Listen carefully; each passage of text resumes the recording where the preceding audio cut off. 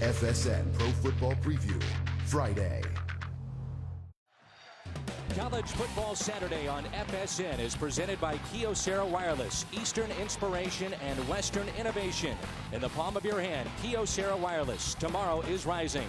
And brought to you in part by Dr. Pepper and your local Dr. Pepper bottler. Dr. Pepper, there's more to it. By ServPro. When water damage strikes, call the cleanup specialist at 1-800-ServPro.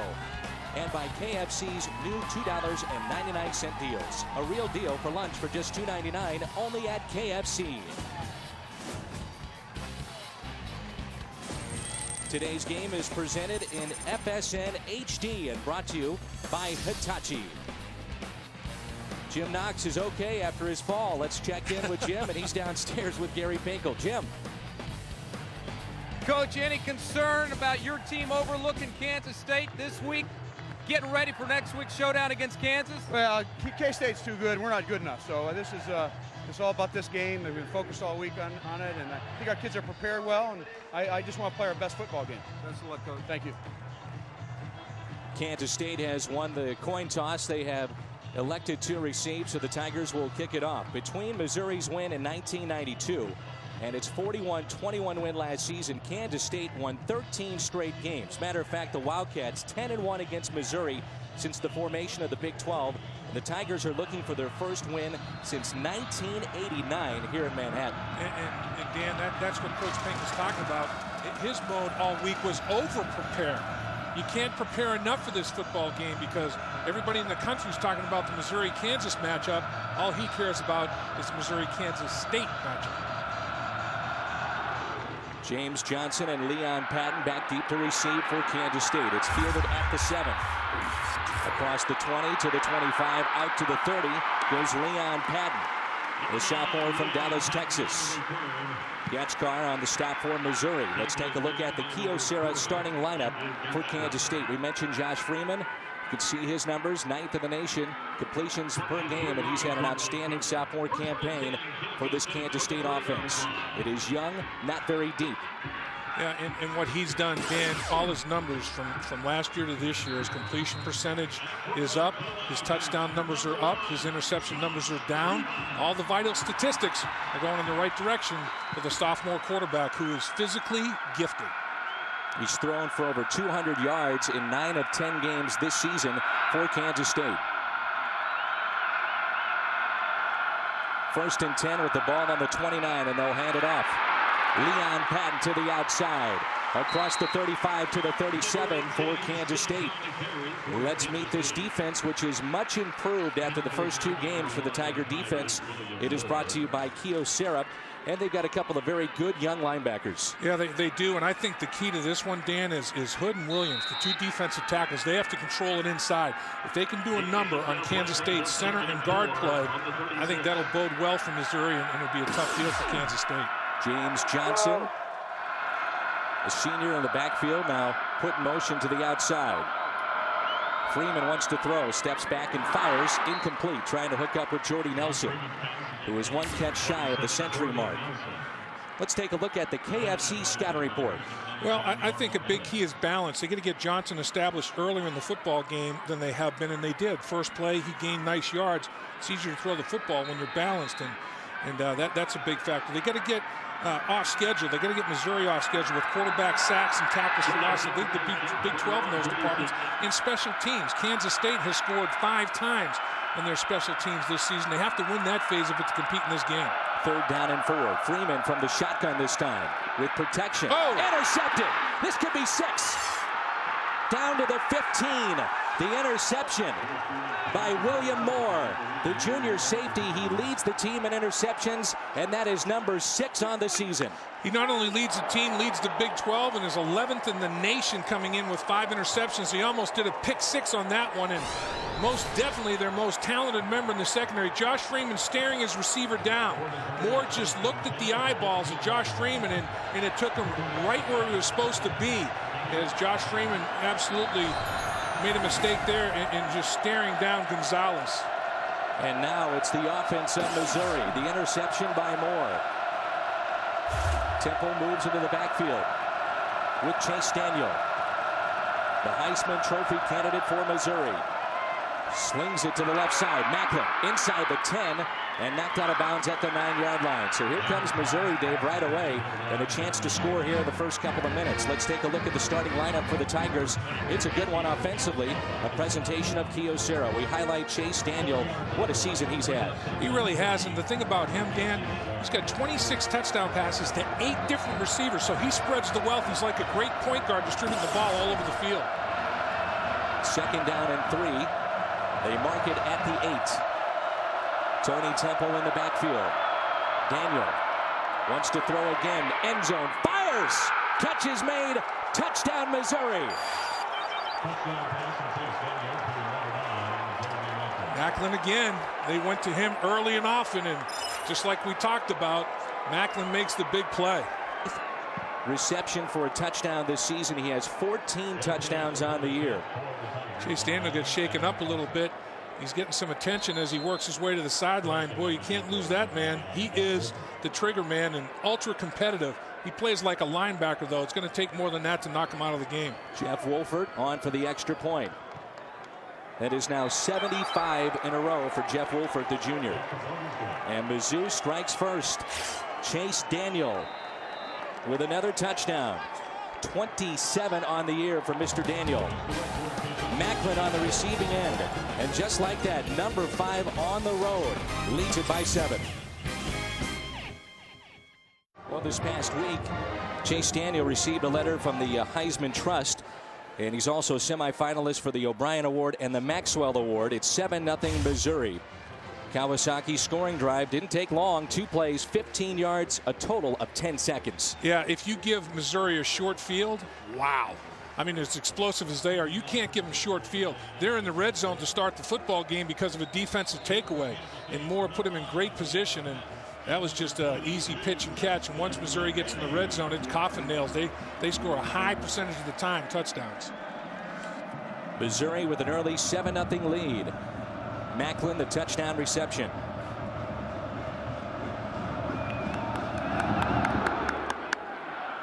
Short kick, fielded at the 13.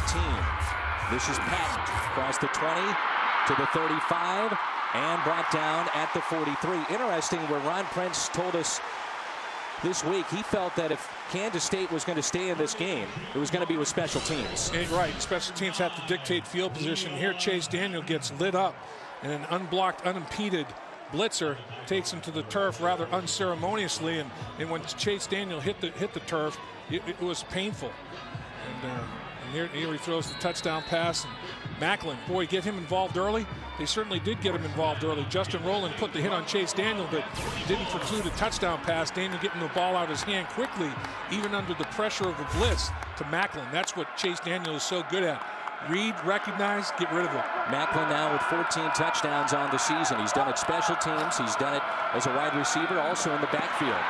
Across midfield. Good pickup here for Kansas State.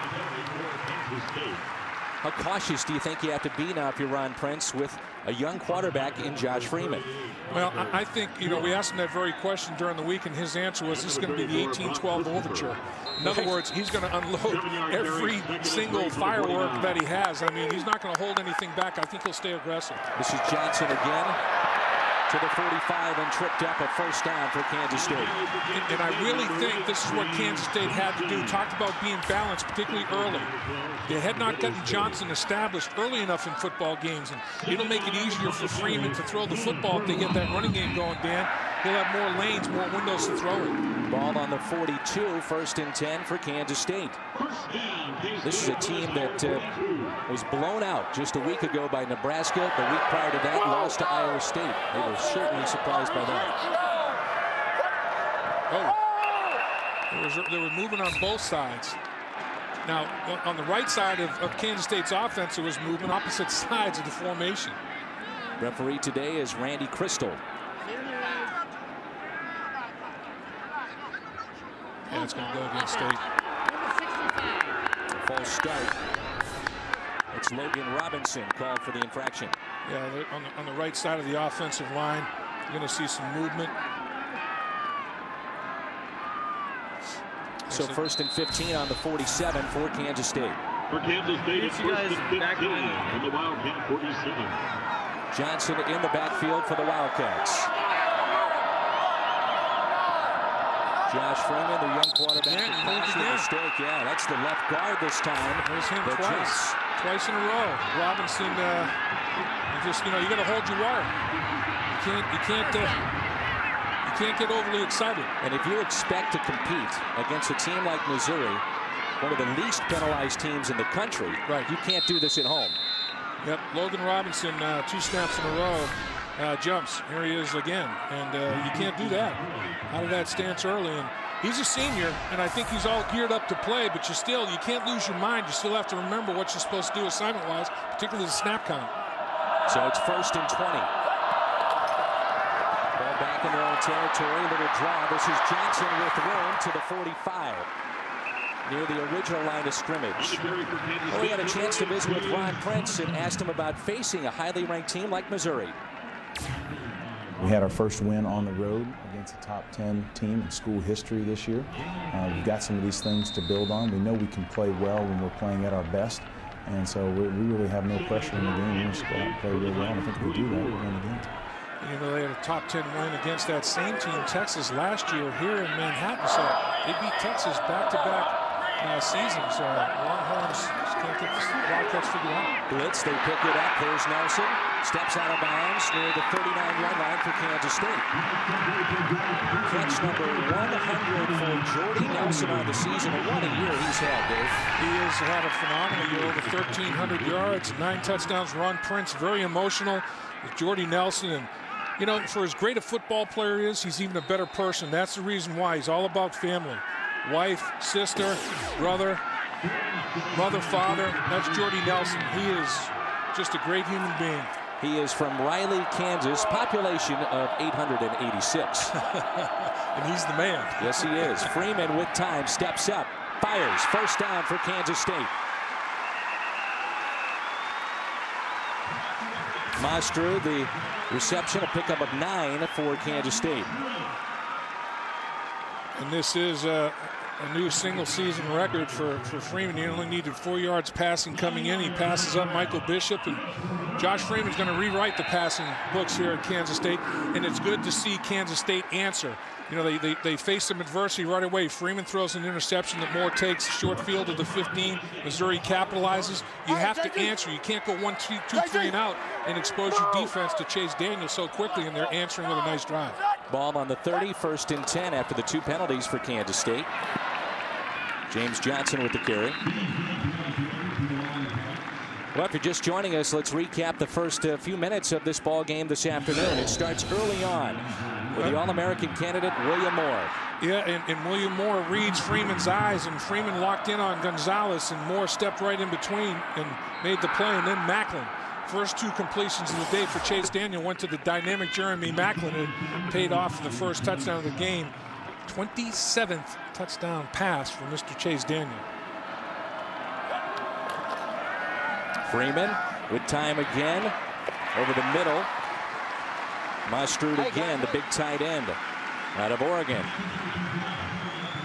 And those plays, you know, they work well. I mean, just to move the first down marker, move the chains.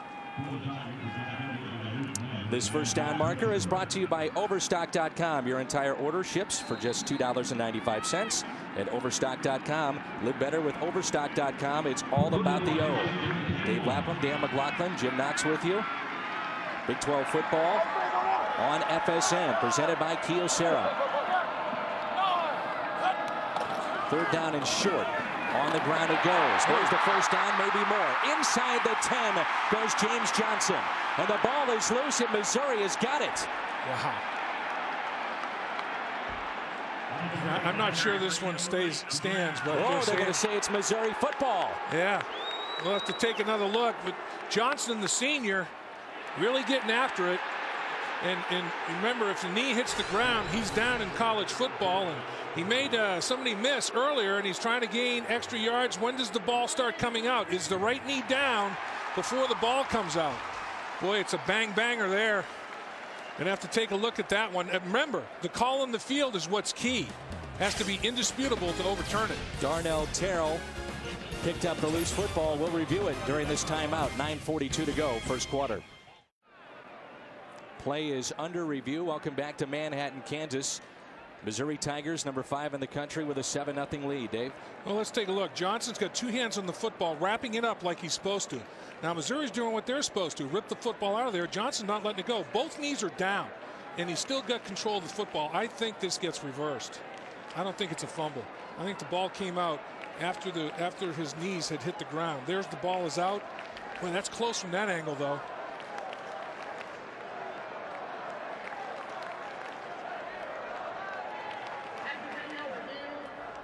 Down by contact, 6-yard line.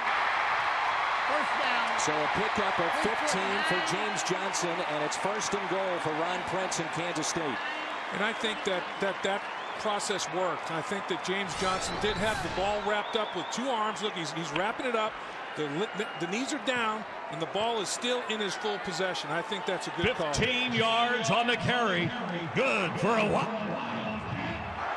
It's William Moore going for the strip for the Tigers. That would have been a big deal for him. He had the interception. If he could have, he put his team in the red zone. If he could have taken a fumble away or ripped the fumble out of there in Kansas State's red zone as they're going in, what an early start it would have been for Moore. Red zone offense for Kansas State, 48 opportunities. They've reached the end zone 27 times and 16 field goals. It's 2nd in the Big 12. They're productive in the red zone, and the way they're running the football, that's going to be a key to their success in the red zone. They're very balanced today, and that's what they wanted to have, one of their big keys to the game. 1st and goal from the 6. Johnson with a lead block down to the 2. William Moore in on the stop. Watch the big right guard, Spexarth. He'll pull around the horn here. Take a look at the big fella, come around the horn and try to lead the way. Here comes Spexarth, and he gets around and can't quite redirect his body to get after Moore. That's like an 18-wheeler trying to have rack and pinion steering against a much smaller body, and could not quite get it done to get his body on there. 2nd and goal. They mark it at the 1.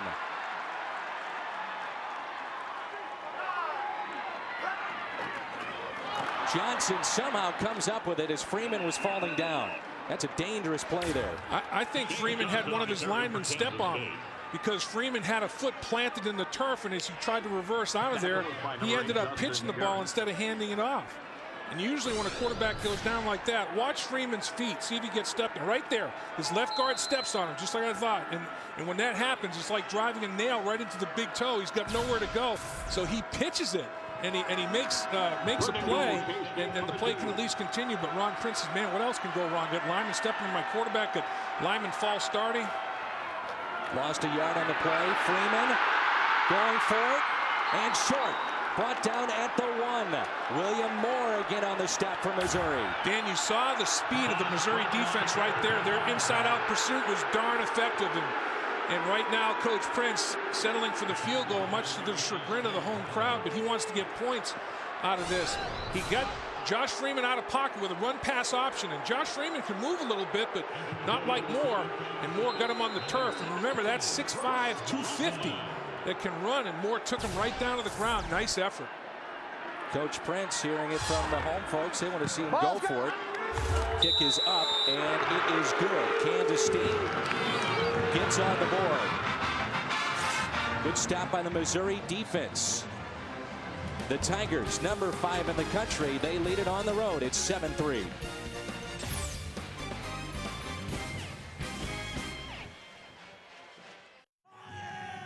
Tigers lead at 7-3. First quarter, 7:40 to play. Tomorrow night, be there live for the first show that breaks down the new BCS standings.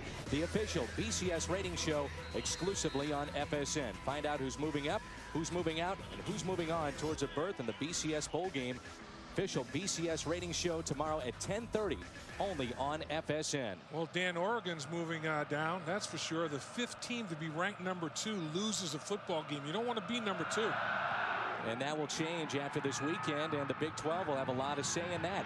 This is Macklin from his own 1-yard line. Across the 15 to the outside. Wow. There he goes. Macklin to the 40. Cross midfield. See you later. Jeremy Macklin will have his 2nd touchdown of the afternoon for the Tigers. 99 yards from Missouri. Goodness. That's a big Mac attack right there. Jeremy Macklin. Wow.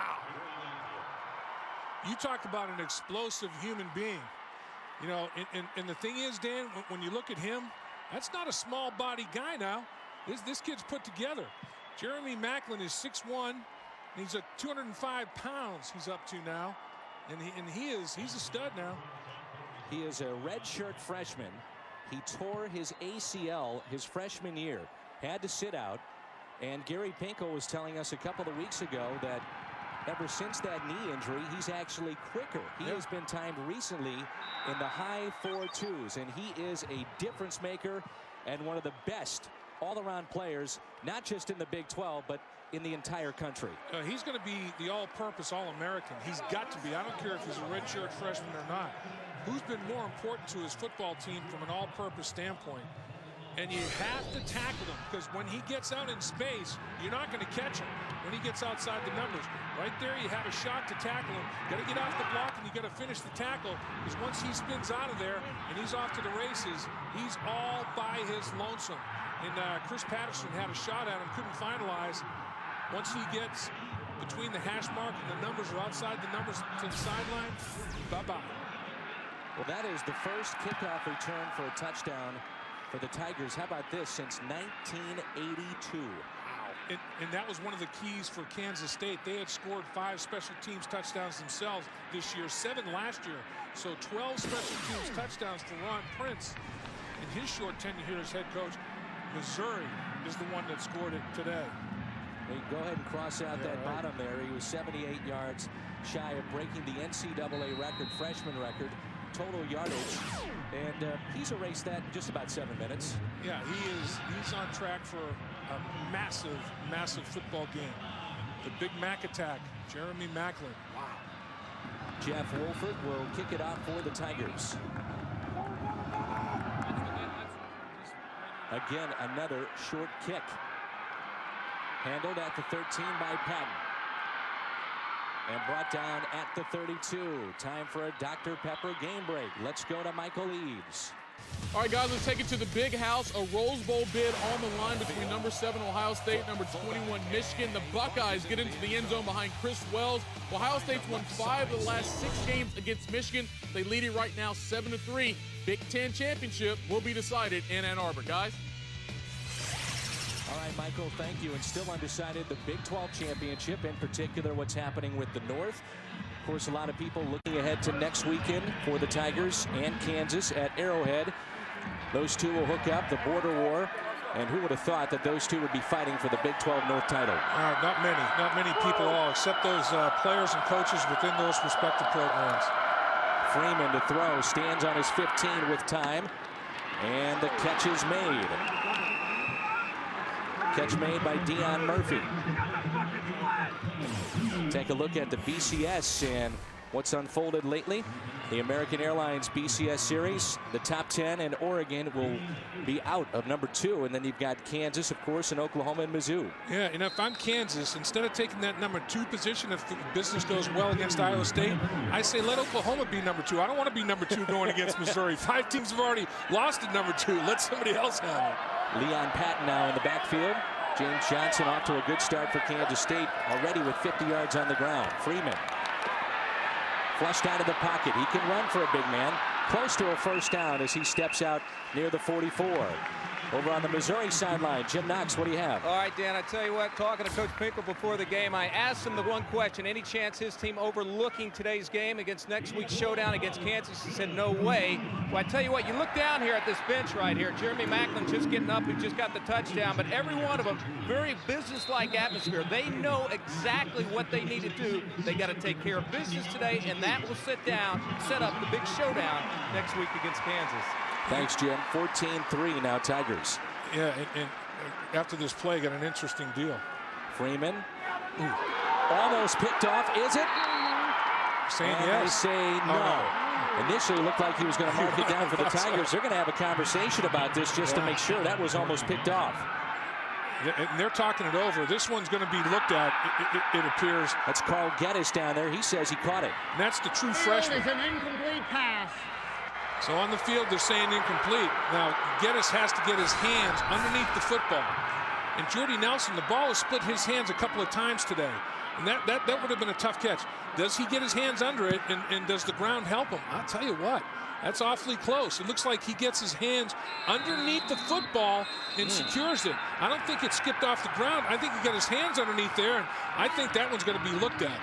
I think his right hand was underneath, and then he corralled it in. That's a heck of a play by the true freshman Carl Geddes out of O'Fallon, Missouri. And Ron Prince saying, what else can go wrong? We've already had one interception. There was a fumble that was called that was overturned, and we maintained possession of the football. But this explosive Missouri offense has been on the field for 2 snaps. You know, they got a short field. They scored a touchdown, and then the Kansas State goes on the long drive, and he picks the ball off the ground with his hand underneath. I think the officials saw the ball skip and assumed that it skipped off the ground, but he's got his hands under there, But again, it's so close. The call on the field, it has to be indisputable. Did he control it with that right hand? Review, plays confirmed.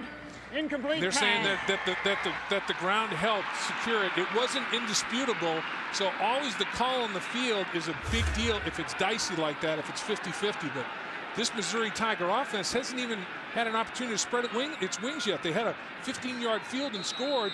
And Kansas State has played ball control and time of possession deal, and then they get the big 99-yard kickoff return. So it's amazing. Leon Patton in the backfield.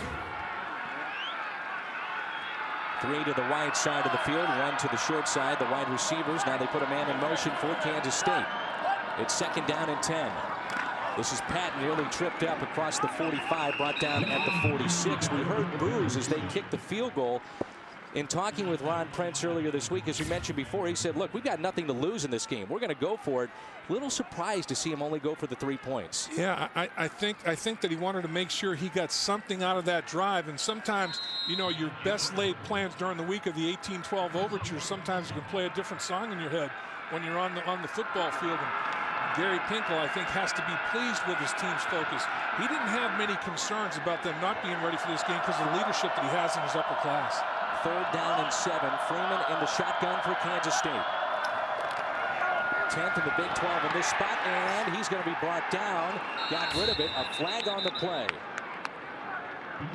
Usually that's a hold in there where that flag's thrown. And Shulock was right in the middle of everything. Striker Shulock, junior out of Texas for Missouri. Let's get the call. Holding. Offense. Number 76. The penalties declined. 4th down. And the call is going against Brock Unruh. And the big boy actually he did the grabbing. Once you get out on the perimeter, actually he's right inside there, and he takes the lineman down. Well, for Kansas State, now you have to deal with Macklin yet again. He's back deep to receive for Missouri. Nearly blocked. Beautiful kick from Tim Rayer. Macklin will let it bounce, and it takes a Missouri bounce inside the end zone. Well, this week on Sports Science, how much range can an NFL receiver cover? How quickly does an NFL quarterback react in the pocket? We reveal the hidden mysteries of sports like you've never seen before. It's the best of Sports Science, Sunday at 9, only on FSN. Check local listings for the start time in your area. 54-yard punt. And you know, one thing that you talk about with that little promo, quarterback in the pocket, quick-mindedness. That's what Chase Daniel has. Quick feed, quick release are all good. Quick-mindedness is the key. Again, over 300 yards last week for Daniel. Swings it out to Macklin. Jeremy Macklin across the 25. KFC keys to the game for the Missouri Tigers. Well, the Missouri Tigers are all about the word big today. But first they wanted to get off to a fast start, and they did that. They wanted to quiet this crowd a little bit. Short field, they scored the touchdown. Macklin's kickoff return was big. Put the big boy pads on and be physical. They knew Kansas State on senior day was going to be physical, and they want to win the big play battle. Last week, Texas A&M, 143 yards on 3 plays. There's the big tight end, and a first down for the Tigers. That's Martin Rucker, the 6'6", 255-pound tight end from St. Joseph, Missouri. Pickup of 6 and a first down for the Tigers. Keys to the game for the defense of Kansas State. You know, and this football team has to rebound, Dan. I mean, they got taken apart by the Nebraska Cornhuskers, and there wasn't a good relationship a lot of times between linebackers and safeties and coverage. They just have to be where they're supposed to be and do what they're supposed to do. No mental lapses. Fake it to Tony Temple, then they'll swing it out to Denario Alexander. May have lost a yard or two on that play, and that's Justin McKinney, who leads their team in tackles for Kansas State. That's number 66 on the year. I can see why. I mean, that was a great recognition and closing on the football right there. Justin McKinney wasted no time in getting up the football field and making the play. He's on the edge, he's on the perimeter, and there he is. And that's coaching reel stuff right there. A picture-perfect tackle. Get your helmet right across the bow and slice him in half. Loss of 3 for the Tigers. Again, Chase Daniel in the shotgun for Missouri. This prolific offense. Daniel with time, he'll pick you apart. There it is, close to a first down. Will Franklin, a fumble, it's loose. And it looks like Kansas State has got it. They do. Marcus Watts, the senior from Hays, Kansas. And they have a penalty flag. I think it's going to be on, the penalty is on Kansas State. The early indications are it's on Kansas State. And Missouri's going to keep control of the football, and it's going to nullify the penalty. You can't say it enough, as we'll get the call momentarily, but the least penalized team, one of them in the country, is Missouri, and that's how you win games. And Ron Prince is out there talking to the officiating crew like, what's that all about? First down. Blow to the head of Chase Daniel. So roughing the passer call, a first down now for the Tigers, and they're moving. And it doesn't diminish what's going on here in an uncomfortable position right there, trying to make a play on the football. And let's take a look at what happened to Chase Daniel. As the play's done and he gets hit in the face mask. I mean, the blitzer as he goes by, pretty good blitz pickup right there was accomplished by Tony Temple. And as he's going by the quarterback, Roland gets his hand right in the helmet of Chase Daniel for the penalty. Daniel, pump fake, looks for Kaufman out of his reach. That's the other tight end that's probably headed to the NFL very shortly. Chase Kaufman, you talked about it in the pregame show. Rucker and Kaufman are dynamic. Yeah, they really are. And they're a matchup nightmare because of their size. They're too big. I mean, look at that's 6'6" working against McKinney. That's a mismatch. I mean, you know, you can't make up that height. McKinney's 5'9". That's a 9-inch height advantage, and then Kaufman's too fast for linebackers and safeties. 47 catches this year for Chase Kaufman. Tony Temple with a hole, a big hole. And he picks up about 7 on the play. That's Tony Temple, the senior from Rockhurst High School out of Kansas City. And the Tigers announced this last week they're actually going to try to get him 1 more year of eligibility because he was a redshirt freshman, or rather put a red shirt on him. They pulled it off his freshman year. He was injured. Now they're trying to get him 1 more year of eligibility. Only played 1 game that freshman season. And I think that would be fair. If the NCAA has a heart, I think they should allow him to play another year. I think that's totally fair. And 141 yards rushing last week against A&M, even with his grandmother passing. Daniel picks up the first down. The catch is made by Tommy Saunders, the junior from Missouri. And that's the thing about Daniel. He can just scan the field and immediately process it and get the ball out of his hand and find the opportunity that's available to him. He is a great ability to diagnose, and he always finds the man that's in the one-on-one situation and expects him to win his battle. It's a pickup of 8 on that play. 1st and 10 for the Tigers, and they're rolling again. Daniel out to Macklin.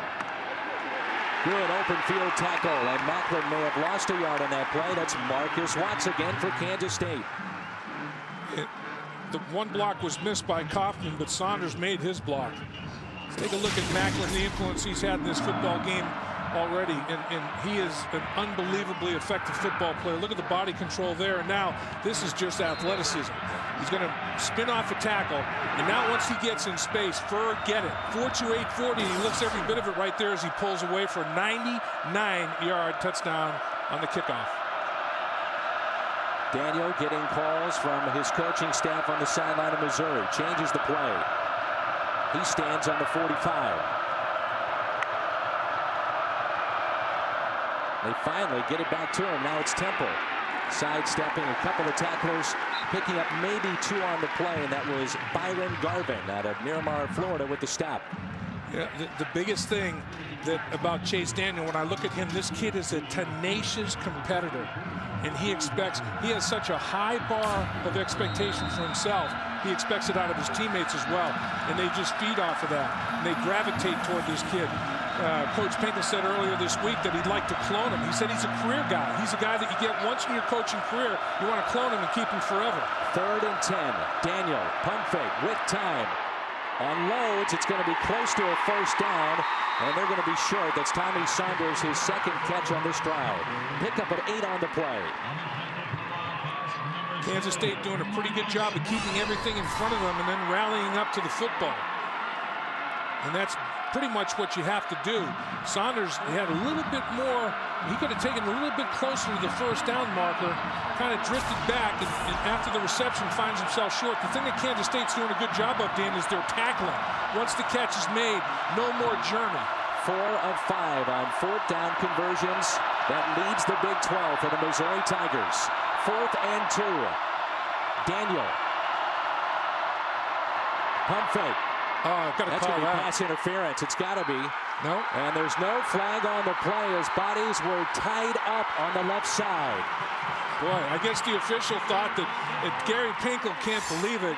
And I guess the official thought that both guys are allowed that spot on the field. Carney is in coverage. And watch Carney out here.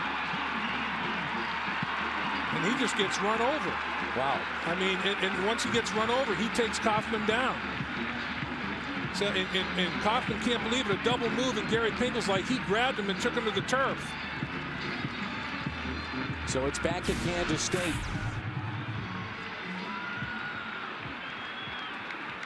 Chris Carney, a sophomore out of Denver, Colorado.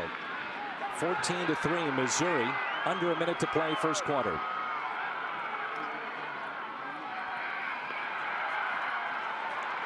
That's James Johnson with the carry. And a pickup of 4 on the play. Weatherspoon, the sophomore linebacker, leads a team for Missouri, his 97th stop of the season. Well, that's equivalent, in my opinion, to a takeaway. When you turn it over on downs like that, Kansas State, it doesn't go in the books as a takeaway. It goes taken over on downs, but it's same principle. Big hole, up the middle. Wow. Johnson, 20, 10. Touchdown, Wildcats. James Johnson, 66 yards.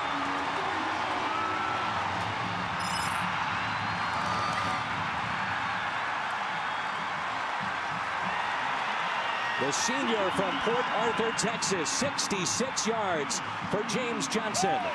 Moore tried to catch him from behind. Moore showed all kinds of speed. Johnson is not chopped liver in that category either. And what a turn of events. The Missouri sideline going crazy, thinking Kaufman got tackled. Stop on downs, block. Osman misses the extra point, blocked in front by the Missouri Tigers. Shulak got a hand on it for the Tigers. That's the end of the first quarter. Our score, Missouri leads 14-9. Now a word from Dr. Pepper and your local Dr. Pepper bottler. Jim Knox on the sidelines, Dave Lapham, Dan McLaughlin with you, 14-9 Missouri. And what a change of events here. No call, and all of a sudden Kansas State goes back the other way and scores a touchdown. Absolutely. What a momentum change. Could be 17-21-3. Instead, it's 14-9. Backlund has already returned 1. There he goes again. Oh, ball's out. The ball is loose and picked up by the Tigers and brought down at the 29. You know, they wanted to get balance, Kansas State did, and get Johnson established in the running game. And they just pull that big lineman again, and he gets out in front. Check him out. Watch him make his block. Once you get it covered up, boom, off to the races Johnson goes. And he just splits the safeties, and it's see you later time. But the play started. Spexar does a good job pulling from his right guard position and leading him up through the hole. Everybody else did a good job of covering people up, putting a helmet on a helmet. Number 5, Missouri leading 14-9 on the road. Deflected in front by Rob Jackson, the senior. Boy, and before that touchdown run, there was the non-call on Chase Kaufman that Gary Pinkel went absolutely ballistic, thinking that his big tight end was tackled on the play by Chris Carney in the secondary. the officials ruled that Coffin basically ran Carney over, but in running him over, Gary Pinkel thought that he tackled him. I think he might have an argument. I think there was a good shot. Tony Temple tripped up. And that does it for the first 15 minutes of play here in Manhattan, Kansas. Back and forth with Missouri and Kansas State, number 5 in the country. They lead it 14-9. Now a word from Dr. Pepper and your local Dr. Pepper bottler.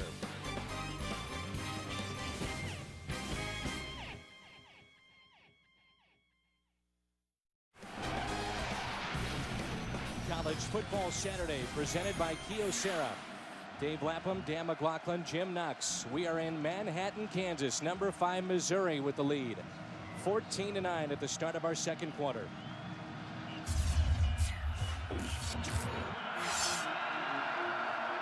Third down and 11 for Missouri.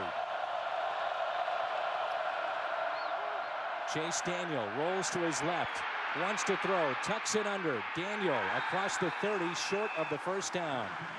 Missouri will have to punt it away. Time now for a Dr. Pepper game break. Let's go to Michael Eaves. All right, guys, thanks a lot, Tim Tebow. Adding to his Heisman campaign, number 12, Florida hosting Florida Atlantic. Tebow takes it in for his 20th rushing touchdown. He also has 20-plus touchdown passes this year, the first player to ever do that. Hey, Dave, do you think a sophomore with 3 losses can win the Heisman? I think that's a tough call there, Michael. I agree with you. Oh! And it's blocked. Kansas State inside the 5. It's a touchdown. Touchdown for Kansas State. The Wildcats, Ernie Pierce.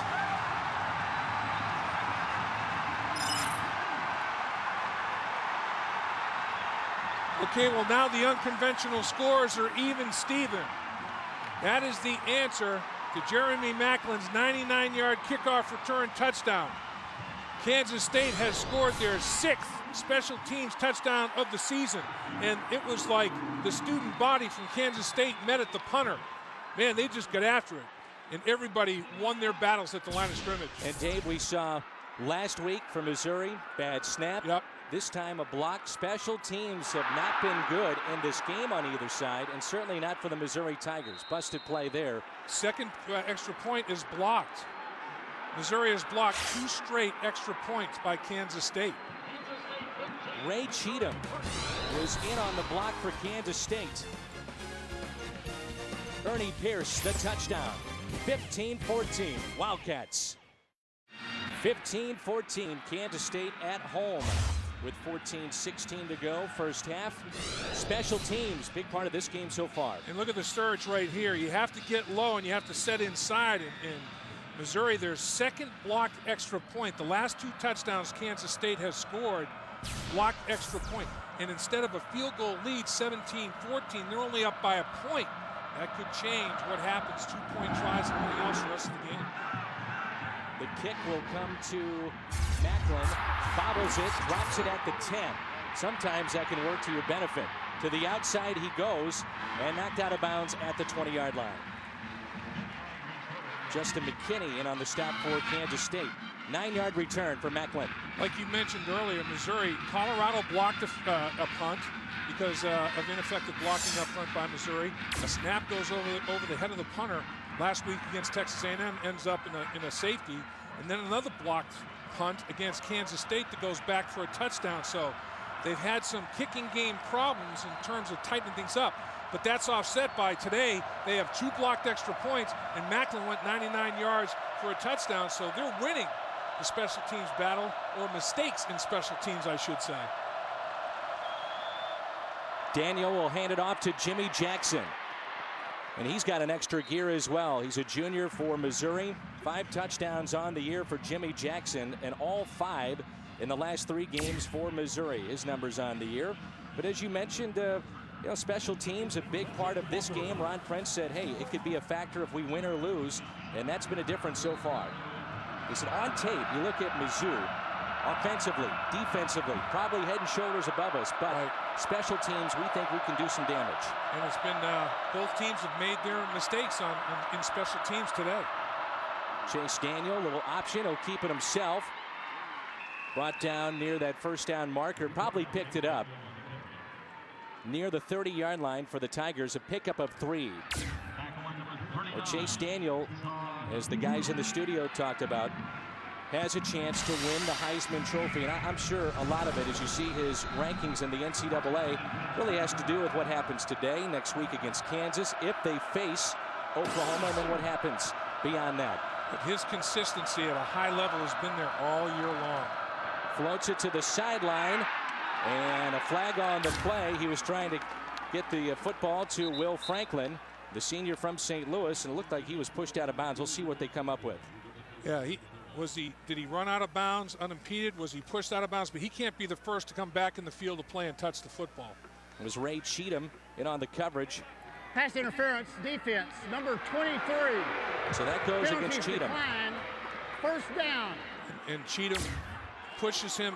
Now you can use the sideline as your 12th man, use it as a defender, but you can't chuck him and throw him out of bounds when the football's in the air, and that's what Cheatham does. The ball's in the air, and he just takes him to the sideline out of play, giving him no opportunity to catch the football. So pass interference is called. And Gary Pinkel's thinking, where was that call earlier? On Kaufman. Yeah, that one was very interesting. I mean, Kaufman did pretty much run him over, but while running him over, Chris Carney reached up and just pulled him right to the ground. And look what the Tigers have done. They've spread it all out.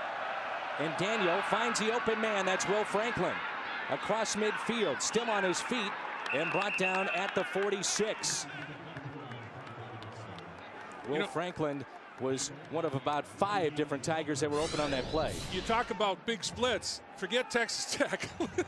Look at the linemen. They spread the field with everybody, and then the linemen come back involved as part of the receiver screen, and they don't go down the football field. And there's nothing that says you can't take a horizontal split all the way to the sideline. Creative. Jimmy Jackson across the 50 and brought down at the 41. I'll tell you what, Kansas State did a pretty good job of defending that when they came out with that widespread formation. Tigers pick up 5 on the play. First down marker is brought to you by Overstock.com. Save up to 70% on brand name products. Live better with Overstock.com. It's all about the O. Dave Lapham, Jim Knox, I'm Dan McLaughlin here in Manhattan. Chase Daniel steps up. Looking for Macklin. It was deflected before it got to him. And incomplete. Slow to get up is Jeremy Macklin. You might remember last week, Macklin did not play at the very end of the game against Texas A&M. He's been dealing with a sore shoulder.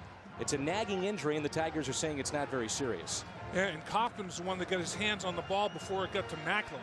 Kaufman thought that the ball was catchable for him, so the big tight end got his hands up there and tried to make the play before getting to the next level down the field to Macklin. 15-14. Kansas State at home with the lead. Tony Temple checks back in for Missouri. Temple hands it off. And brought down at the 31. That's Denario Alexander. You know, the guy that makes a key block on this is none other than quarterback Chase Daniel. And it's what you do without the football sometimes. We see Macklin on the sideline getting some medical attention, but Chase Daniel on this little reverse. Watch him. Watch what he does right here. Nice little play. Kick out block, stay with it. That's a quarterback. He's got the mentality of a linebacker, and he doesn't mind getting his nose dirty, and he's getting his nose dirty with the big body guy, defensive end Eric Childs. Dave, they talked about coming into this game, Kansas State. When they looked at Missouri on film, you see Chase Daniel out of South Lake, Texas, where he won a state championship. Only 1 loss in high school for Chase, as though measured for the first down. He said, if you compare Kansas, who they almost beat in upset, and you compare Missouri, both have spread offenses, but as we just saw, Missouri will do all kinds of things that you're not expecting. And the other thing he said that is terrific about the Tigers, their team speed and the way that they block. In particular, their wide receivers, some of the best blockers they've seen on tape in a long time. Their receivers without the football are very dynamic. I mean, they do a lot of good things for each other. They run those wide receiver screens, and one receiver's blocking for another all the time. Chase Daniel has a man, and the catch is made inside the 10. And it looks like Macklin again. He was okay. Had to just regroup on the sideline. That's one tough hombre, and he is a factor. I mean, he gets into windows quickly, and he has a good idea of what he sees down the football field, because he settles into seams so excellent, so well. And there he is, just, you know, between cornerback and safety, can't make the play, can't close that window quickly enough. Macklin 5 catches for 46 yards. That pickup good enough for the first down. A gain of 23. First and goal from the 8 for Missouri. Jackson to the outside and brought down at the 7.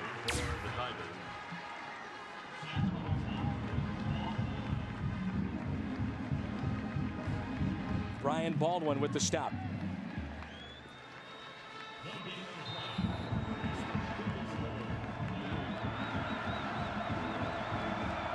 Daniel from the shotgun again for Missouri.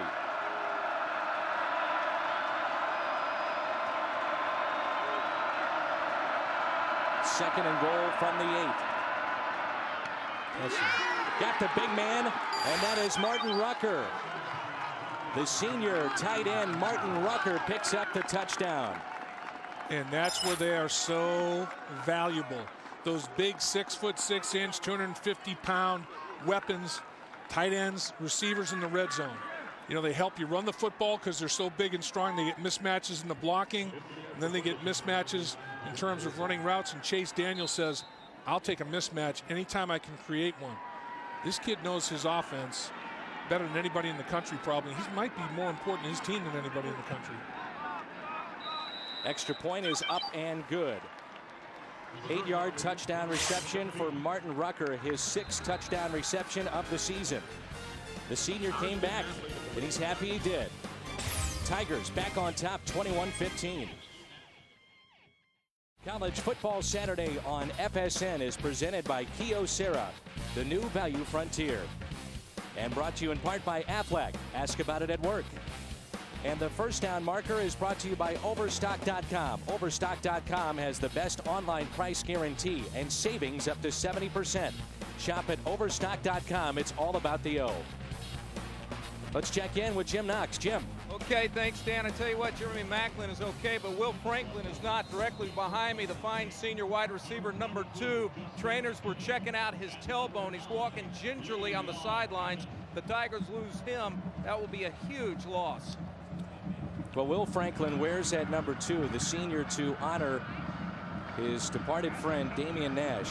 Died tragically over the summer, and he changed his number to number 2 to honor Damian Nash, who played for the Missouri Tigers and was playing for the Denver Broncos. Right. Big hit on that play, brought out to the 25. Martin Rucker decided to come back for his senior season. Chase Daniel said, look, I'm going to put up big numbers with you.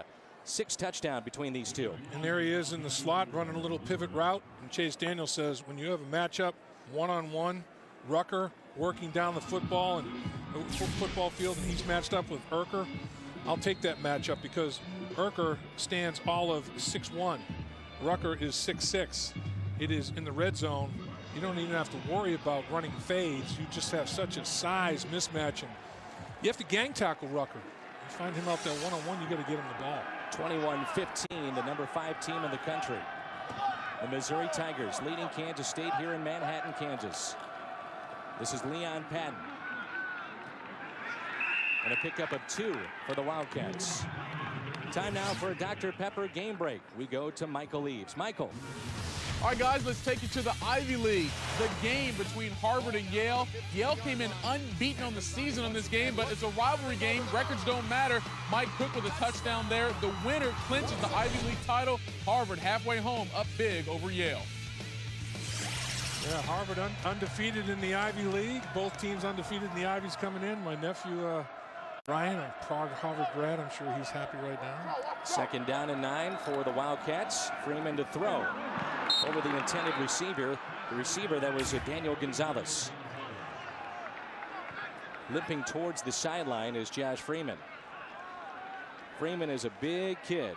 6'6", 250 pounds, 4 of 9 so far. 28 yards, does have the costly interception. Originally committed to Bill Callahan in Nebraska. Right. Controversial in the fact that he winds up here at Kansas State, and he started as a true freshman a year ago, and the only true freshman to lead any team in the country to a bowl game. Wildcats had 7 wins last season. Across the middle, that could have been a first down, in and out of the hands of Deion Murphy. Murphy let the ball get into his body. Get your hands out in front of your body and catch the ball with your hands. If you don't snatch at it, bad things can happen. And if you let it get into your body, it'll ricochet off of the plastic pads, and you got to get your hands out in front. The ball was slightly behind him, but you still can get your hands out and snatch that football. Tim Rayer will punt it away for Kansas State. A whistle. Timeout. Missouri timeout. Timeout. An even 10 minutes to go here in the first half. The Tigers have a lead, 21-15. They'll get the ball back. Looking forward to that. Kansas State will punt it away. This is Macklin backing up all the way to his 17. Macklin has already returned a touchdown today, and he's knocked out of bounds near the 35. The market at the 33. Some big plays already, partner, in this game. Unbelievably a big number of big plays. This one, a non-call. Poppin is taken down right there by Carney. There's no call. Gary Pinkel says he was tackled. 2 plays later, Johnson says, I'm going to take advantage of this, split the safeties and take it to the house. And the extra point is blocked by Shulock. You have to block down inside to let Shulock leak in there. And then the punt is blocked by Herndon and returned by Pierce, a Kansas State touchdown. But then the extra point is blocked by Chavis. So, I mean, it's been back and forth, mistakes and big plays in special teams. 1st and 10 on the 32. Daniel looking for help, trying to find a receiver, and he'll throw it away. Where do you see Chase Daniel right now falling in for that Heisman? You know, Dan, when you look at this region of quarterbacks, Reesing at Kansas, Bradford at Oklahoma, they're all underclassmen, Daniel as well. They may split some of the votes up. I mean, all 3 of those guys are deserving. Before the season, who was going to be Oklahoma's quarterback? Well, Bradford's completing about 70%. Daniel's completing about 70%. Reesing is. Big numbers. All 3 of those guys are vitally important to the success of their football teams. Shotgun again for Chase Daniel. Looks towards the sideline, and the catch is made by Tommy Saunders, his 3rd catch of the afternoon. But I don't think you give a Heisman candidacy even to Bradford. You know, I don't think he goes to New York as a freshman. But Chase Daniel, in my opinion, should be considered. When you look at a quarterback, you're rated by wins and losses. Right now in his high school and collegiate career, he's 48-7. 48-7. That's the definition of a winner. That young man has a big C on his chest for competitor. 3rd and 5 for Missouri. To the sideline, and they'll say the catch was made. A diving grab by Jeremy Macklin. He does it again. Wow. He is so special, this Jeremy Macklin, and boy, the body control that he shows, goes airborne. You only have to get 1 down. He does. He gets the left foot down before he goes out of bounds. He has full possession of the football, gets the left foot down in bounds, and he does have the ball, rolls over, and they're going to take another look at it, but I don't think you take that away from him. I think, again, the call on the field is vitally important, because unless it's indisputable, it will not be overturned. They'll review it. We'll step aside. 21-15 Mizzou.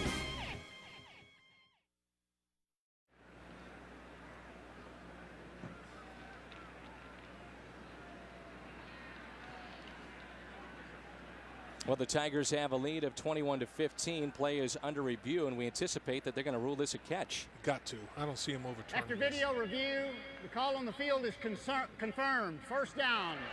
Confirmed. 1st down. Great play by Macklin, showing body control, athleticism. To watch him lay out to catch the football, get the left foot down, drag it in play, and then possess the football. Get the arm underneath the football, roll it over. Great play. 1st and 10, ball on the 43. There's Macklin again, and he's got room. Tries to bounce it out to the right side, and he's tripped up. Good play defensively. Gary Chandler was in there on the stop for Kansas State. You know, as I look at Kansas State play football today, I can't fathom how Nebraska beat them up for 73. I mean, they're getting off blocks, they're making plays. It's all about 1-2 and intensity, and this guy's got more speed than anybody in college football on the perimeter. And look, they got multiple bodies out there. I mean, they're getting off blocks and pursuing to the ball and gang tackling. They were embarrassed about last week's performance, and senior day has got them juiced up. Macklin with 6 catches for 52 yards. To the sideline it goes, and across the 50, diving near that 1st down marker First catch of the afternoon for Jason Ray. He finished that run. The run after catch there was extraordinary. Just powers the ball up the football field, hooks it up. Now he's not done. Lower my shoulder, split guys, pick up an extra 5 yards. That's big time. He's right by the first down marker. That is not a small guy over there either. That's 6'1", nearly 220 pounds as a receiver. Jason Ray out of Broken Arrow, Oklahoma. I'll tell you, Dan, the athletes that Missouri has on that sideline, they pass the eyeball test now. They got a bunch of athletes. And Ron Prince, during the course of the week when we talked to him, when he was talking about Missouri's defense, he said, when I look at them meet on the hoof, I see Clemson, Florida State, teams like that I saw when I was competing, in the ACC. And that speaks volumes right there. Also mentioned Virginia Tech. Some great teams of Frank Beamer. Temple in the backfield with Chase Daniel. 1st and 10 on the 47. Here's Tony Temple. Still on his feet, knocked out of bounds. Knocked out at the 43 by Brian Baldwin. This first down marker is brought to you by Overstock.com. With the convenience of shopping at home, you can save up to 70% on amazing deals from Overstock.com. It's all about the O. It's all about the O right now for this Missouri Tiger team. And haven't scored less than 31 points all year. Chase Daniel gets a block from Tony Temple, and he's brought down near the 40. Chase Daniel's one tough sucker. He plays the game like Brett Favre. Brett Favre plays it like a linebacker. That's how Chase Daniel plays the game. Pick up a 3 for Chase Daniel. And watch him. He'll run people over if he has to. This kid's put together, and he will take some hits. He will take contact. He's a football player. He doesn't consider himself a pretty boy. He considers himself a down and dirty, get your nose busted up a little bit kind of guy. Tigers near 60% on third down conversions this season. 2 for 4 today. Shotgun. 3rd and 3 for Missouri. Daniel, blitz coming, and the catch is not made. A diving attempt by Tommy Saunders.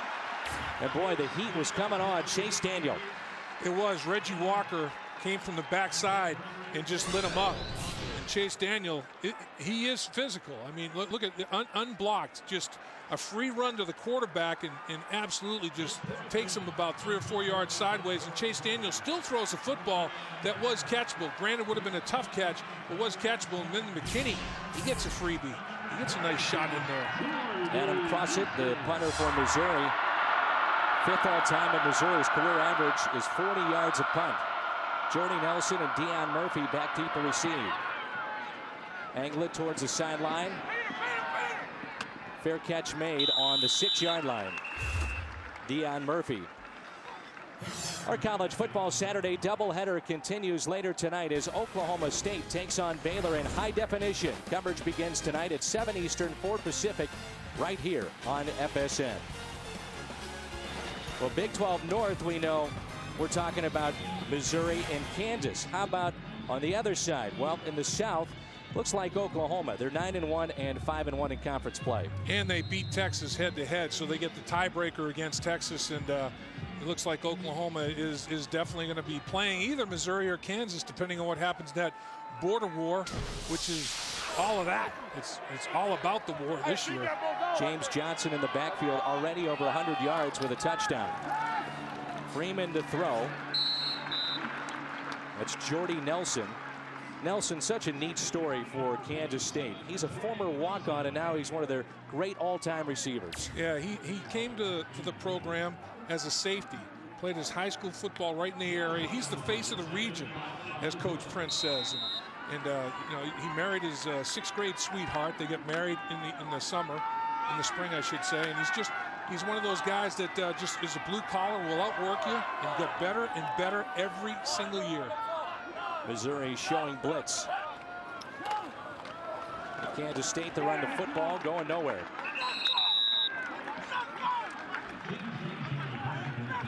Jordy Nelson, 6'3", 220-pounder. He's a big man and has just had a fantastic career here at Kansas State. Look at these numbers. I mean, he's obviously been super productive. And And Bill Snyder's the one who said, you know what, Jordy, we think you can make a great receiver. We're going to move you from safety to receiver. And Jordy Nelson absolutely has nobody more to thank for his career than Bill Snyder, who he thinks the world of. 2 catches, 10 yards. Freeman to throw the football. They set up a screen. Trying to get to the first down marker, and it'll be close. Looks like they picked it up. That was James Johnson out of the backfield for Kansas State. Pickup of 9. Nice job. You know, Jordy Nelson is getting a lot of attention, and linebackers are dropping out of there pretty quickly. When that's the case, run the screen. And pretty good job of staying with blockers down the football field. And Johnson gets everything out of it he possibly can. He's having a nice game. He's in a nice rhythm. Right there, it's like a long lateral. It's getting the ball to a shifty guy into his hands in space and let him do something. That was his first catch of the afternoon. That's last 17 years at home for Kansas State. They are 97-19 here at Bill Snyder Family Stadium. And this year, Dan, they're 4-1. They're 1-4 on the road. Their only win, ironically, in Austin against Texas. They've beaten Texas 2 years in a row, but they're 4-1 here. And the one loss to Kansas, they felt they were in control of that football game, so they respond to the home crowd. Spinning, James Johnson. Brought down near the 25. Brock Christopher with the stop.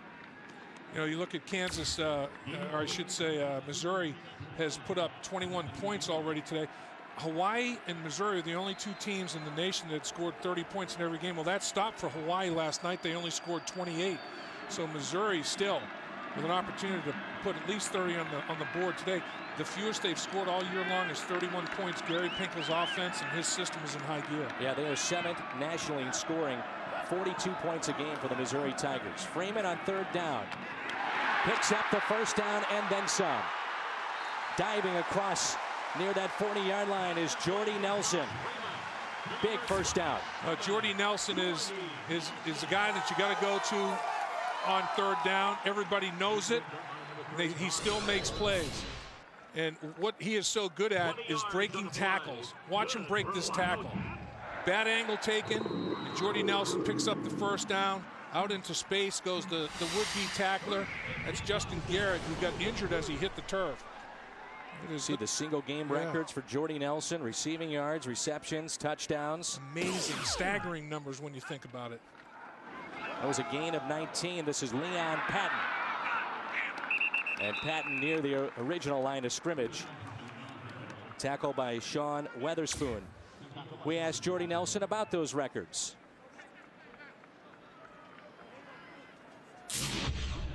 It's something I'll be able to reflect on later on. It's nothing that I'm definitely worried about right now. I'd give it all up in a heartbeat to just win games and get some more wins. But it's things that's happening is just trying to do what I can do to help this team. Ron Prince was saying, I don't like to praise individuals too much, but with this guy, I definitely will. And a lot of guys, you hear that and you say, yeah, all you really care about is your numbers. Who you kidding? Not with this kid. This kid, he would give a lot of numbers up for 3 or 4 more wins easily.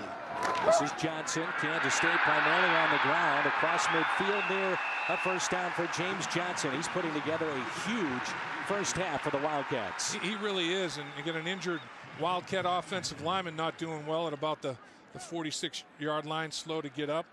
Getting some medical attention right now. That's Lou, not Lucy Lou's brother. It's a different Lou, but I'll tell you that they are doing a much better job at the line of scrimmage, being physical, getting their running game untracked. Penasini Lou, the injured lineman for Kansas State. They will measure to see if they picked up the first down.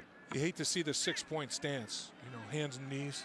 That 6-point stance isn't a good one. You don't mind 2 and 3-point, even 4-point, but you don't want 6. Dave, we mentioned in our open Kansas State trying to become bowl eligible. They have representatives of the Independence Bowl here today, and they also have 1 game remaining following this one against Fresno State coming up. Right, and it's going to be interesting.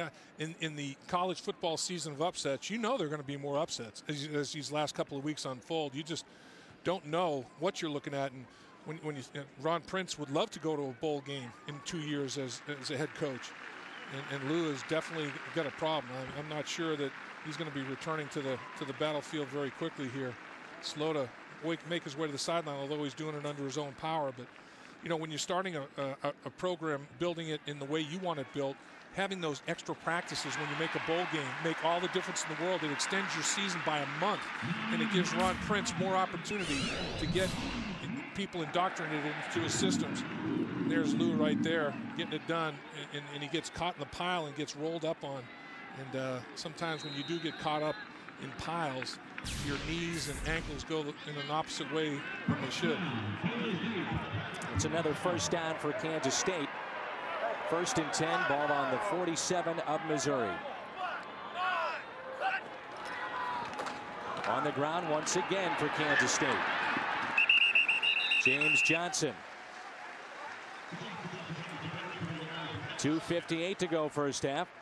Let's take a look at the Aflac trivia question this afternoon here in Manhattan. Aflac. Named the only back in KSU history to rush for 100+ yards in 10 consecutive games. This might be my all-time favorite player at Kansas State. Really? Oh, this kid is dynamic. In the pros now. In the pros. Energizer Bunny. And in the pros, he had a big football game for his respective team last week. Well, we're talking about special teams in this game. Exactly. He had a big game special teams-wise. He was very special in his special teams. You got it. 2nd down and 6. It's a draw. And again, James Johnson near the 30. And another first down for Kansas State. And they're having all kinds of success now on this drive on the ground. They really are. They're doing a good job of handling things up front. And Missouri ran a tackle end twist, and Kansas State unsorted it. And it unfolded for him perfectly. And Johnson showing great patience and great vision, letting his offensive line work in front of him and let them just sustain their blocks. And he's having himself a ball game. 147 yards on 16 lugs. My goodness. Give him a breather. Now Leon Patton in the backfield for Kansas State. 1st and 10. Freeman to throw. Wide open is the big tight end. Pushki inside the 15 for Kansas State. And when you start running the football like Kansas State has been running it, all of a sudden the passing game opens up. There's some lanes to throw it. And they run a little underneath route to Pushki, and he finishes it, gets everything he can out of it. Balance that they've shown, I think, is a difference in this football game. Kansas State was determined to get their running game on track, and Jimmy Johnson has done that big time. Senior day coming off being blown out just a weekend ago by Nebraska, and a chance to regain the lead against number 5 Missouri. Ball on the 13 and flags fly. Early movement up front by red zone. False start. Offense. Number 78. 5-yard penalty. Alisana First down. Whistled for the infraction. Those are the kind of things you can't afford. You know, when you're in the red zone and you're trying to get it done, you can't be doing this. You can't be jumping early. And there it is. You know, a little lateral step before the snap of the football. You can't start the play of false start the play of the start of the play, and that's what he did. Even though you're in a 2-point stance, you can't begin your technique. Freeman will work out of the shotgun. Watch out. Now they set up the screen. Nelson near the 5. They'll probably mark that at the 6. Jordy Nelson. Good job, good call, and well executed. James Franklin, offensive coordinator, run the alley screen. Okay, you got receivers blocking for a teammate. You got offensive linemen throwing on people down the football field. That gets that 5 yards back plus. So now you're back on schedule. Actually, you're 2nd and short. You're ahead of schedule. Jordy Nelson will get you ahead of schedule. Ball on the 6. 2nd and 3. James Johnson back in the ballgame. This will be Johnson to the outside, and the Tigers defense strings it out. Good play. Really good effort. Darnell Terrell in on the stop along with Justin Garrett. You know, they bring the tight end in motion, and he trap blocks. Pushki does. And even though he's getting that done, you see he does a good job inside out. Nowhere to go, so they bounce it. And look at all the Missouri Tigers involved out there. There's a half a dozen white jerseys peppering the running back. James Johnson, the first 1,000-yard rusher since Darren Sproles did it back in 04. Ooh. Little hint. Freeman, end zone. Incomplete. Coverage was Bridges for Missouri. And again, Ron Prince decides on 4th and short to take the points. It's a 21-15 game right now. The first drive Kansas State had on 4th and 1, decided to kick the field goal, and doing so again. Wants to make sure he gets points on the board and stay within 1 score of the explosive Missouri Tigers. 22-yard field goal attempt. Rossman knocks it through. Kansas State will take the points, and it's now 21-18. That's twice now they've had that decision, as you mentioned. Twice he has been booed on senior day. Yeah, some of those firecrackers in the 1812 overture are duds. They're not going off. They're not exploding for him. Chase Daniel on the afternoon is 14 of 20. No INTs, couple of touchdowns. And as you mentioned before, he's one of the top gunslingers in the country. Yeah, and his hero, the guy that he patterns his game after, is Brett Favre. And they both are very physical. The durability's there. They have great football IQ. They know what they see, the vision they have of the football field. And they're both competitive, big hearts. They'll never let their team down. They've got great deep ball accuracy, both of them. They can take something off the passes when necessary, a touch pass, and they're not the fastest in the world. Chase Daniel faster than Brett, obviously, but they have the elusiveness, escapability. There's a lot of common denominators. They're both big guys. I mean, they're both big physical guys. It's not like they're little frail quarterbacks, hence the durability. They can take a hit. 38.2 seconds remaining. And by the way, Chase Daniel has another year to go. He sure does. And probably Brett Favre does too. He'll never retire. That's right. Cherry will kick it off back deep to receive. So dangerous for the Tigers, Jeremy Macklin, the redshirt freshman. Macklin will back up, takes it in the end zone. Now he'll come out at the 15. Macklin brought down near the 25. Well, Chase Daniel, as you mentioned, his hero is Brett Favre. Let's hear from the Tigers quarterback. Just his moxie, his arm strength, his never let go attitude, never let die. He's always in the game. He can always bring his team back with one throw. And he has a cannon on an arm. His moxie, and Chase Daniel has got that. He does, you know, and Gary Pinkel has said it so many times. He has it. You know, what is it? It's the big intangible. You know, his teammates gravitate toward him. He's definitely the Missouri Tigers football team. And the Tigers will take a knee to close out the first half here on the road. So Missouri, after the first 2 quarters, number 5 in the country, will go in at halftime with a lead of 21-18. And if Kansas State doesn't have 2 extra points blocked, it's a 1-point football game. So those could come back to be big because it's still a field goal differential. Let's check in with Jim Knox. I thank you, Dan. Coach, special teams big factor in the first half. How did you see the first half go? Well, I think Kansas State's really playing well. I think you give them credit. We've only had 1 drive for a touchdown. The other one was that short one. We got an interception, get a block punt for a touchdown that we gave up, and we got to play better. There's no question about it. How do we do that in the second half? Well, we're going to talk about some things how we can help the kids, and we got to come out, and it's. I knew it wasn't going to be easy. All right, best of luck, Coach. Right now, let's head to the Hitachi halftime show and join Michael Eaves in DeMarco Bar. Michael. Absolutely gorgeous afternoon here in Kansas. 68 degrees, 21-18. Missouri leads in Manhattan.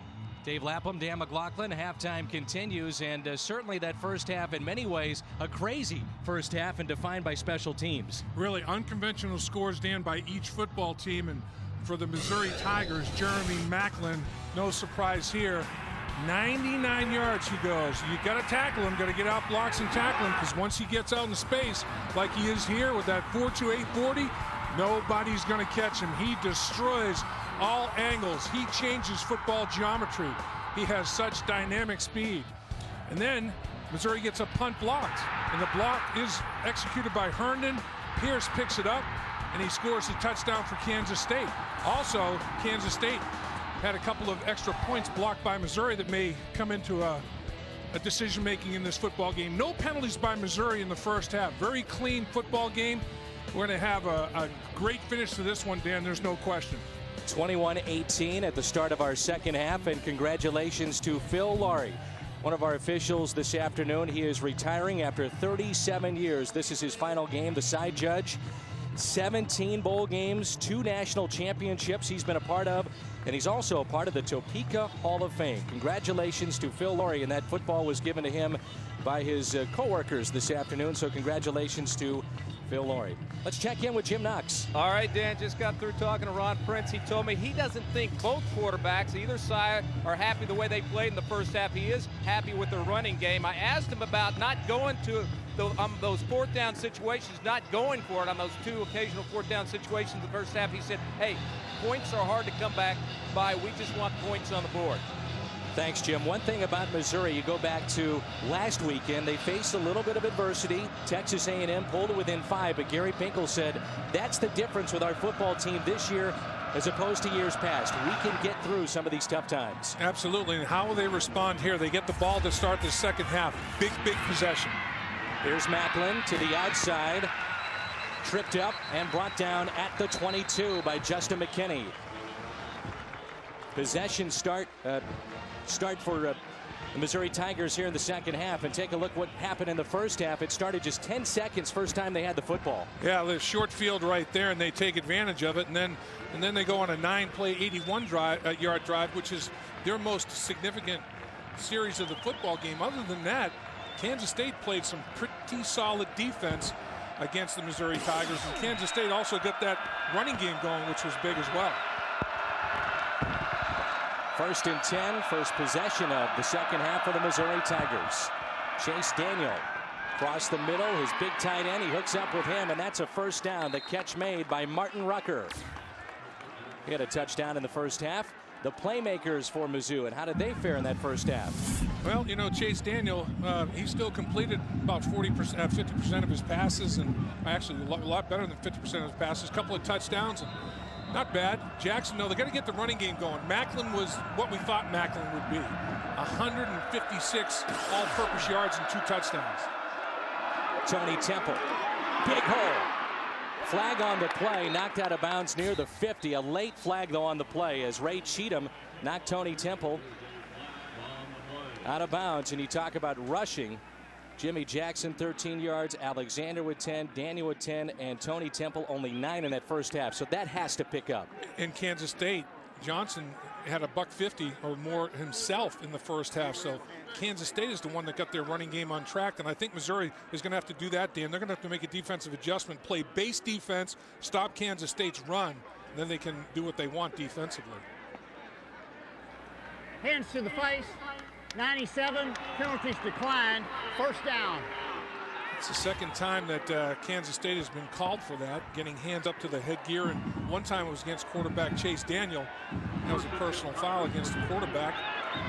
But, Missouri had generated the first down, the hands to the face incidental. It's a 5-yard deal. They declined the penalty and take the first down. Ubana whistled for the infraction against Kansas State. Ron Prince wants an explanation. He's like, what's going on? Keep making this call. I can't figure out what the deal is. They were penalized 4 times, I think, or 5 times for 45 yards in the first half. And Missouri was not penalized. And he's just saying that's 2 times. You called that 2 times. What's going on with that? And the crowd responding to his reaction to the call. There it is right there. Jacked him up. Got the hand up in the headgear. You can hit people in the chest and the shoulder pads, but you can't get up in the headgear and jack up that face mask. Neck injuries. Daniel fires to the sideline and in and out of the hands of the intended receiver, Will Franklin. Let's take a look at the keys to the game for the Missouri Tigers. It's in their first possession, and then right away on the kickoff return, that went pretty well for them. And they got off to a nice start in this football game. Big boy pads, Kansas State ran the football. Missouri did big plays. Yeah, they made enough big plays to have a lead in this football game. They're going to get the big boy pads on. Maybe they put them on at halftime and will be more physical in the second half. No catches for Chase Coffin in that first half. That's a key as well if you're on the Kansas State sidelines. Tony Temple across midfield. Lowers his shoulders and picks up the first down as he's wrestled out of bounds by Ray Cheatham. Yeah, to me, the adjustments that were talked about at halftime had to be two simple ones. Guys, we got to start running the football, and we got to stop the running game. And it looks like Missouri is making an effort to run the football here. Nice job up front, staying with their blocks, sustaining, finishing blocks. Boy, Temple, he gets everything he can out of every opportunity. Over 2,000 yards in his Missouri career for Tony Temple. A gain of 11. Another first down for the Tigers. 8 for Chase Daniel in Missouri. Number 5 on the road. Over the middle, there's Macklin again. Breaks through inside the 5. Jeremy Macklin. How do you lose track of him down the middle of the football field? A gain of 36. The shortest distance between 2 points is a straight line. And when you let Macklin run straight line with a 4.28, he just runs right downfield between the hash marks. And if not for a touchdown-saving tackle, Marcus Watts just grabs enough of him to get him to the turf. Macklin almost keeps his balance and rolls into the end zone. First and goal on the 2 for Missouri. Temple dives ahead. Did he get in? Touchdown, Missouri. Well, you talked about it, Dan, how they responded last week in the fourth quarter when Texas A&M was making it a football game. Here, down up 3 at the half, they're saying, look, we got to make a statement with our first possession of the second half, and they did. Now let's see what Missouri's defense does when Kansas State gets the football, because Kansas State has been running the ball down their throat. If the Missouri Tigers make any adjustments to stop the run, and one thing I think they need to do, Dan, quit stunning. Just line up and play 2-gap defense and get off blocks. 7th touchdown for Tony Temple this season.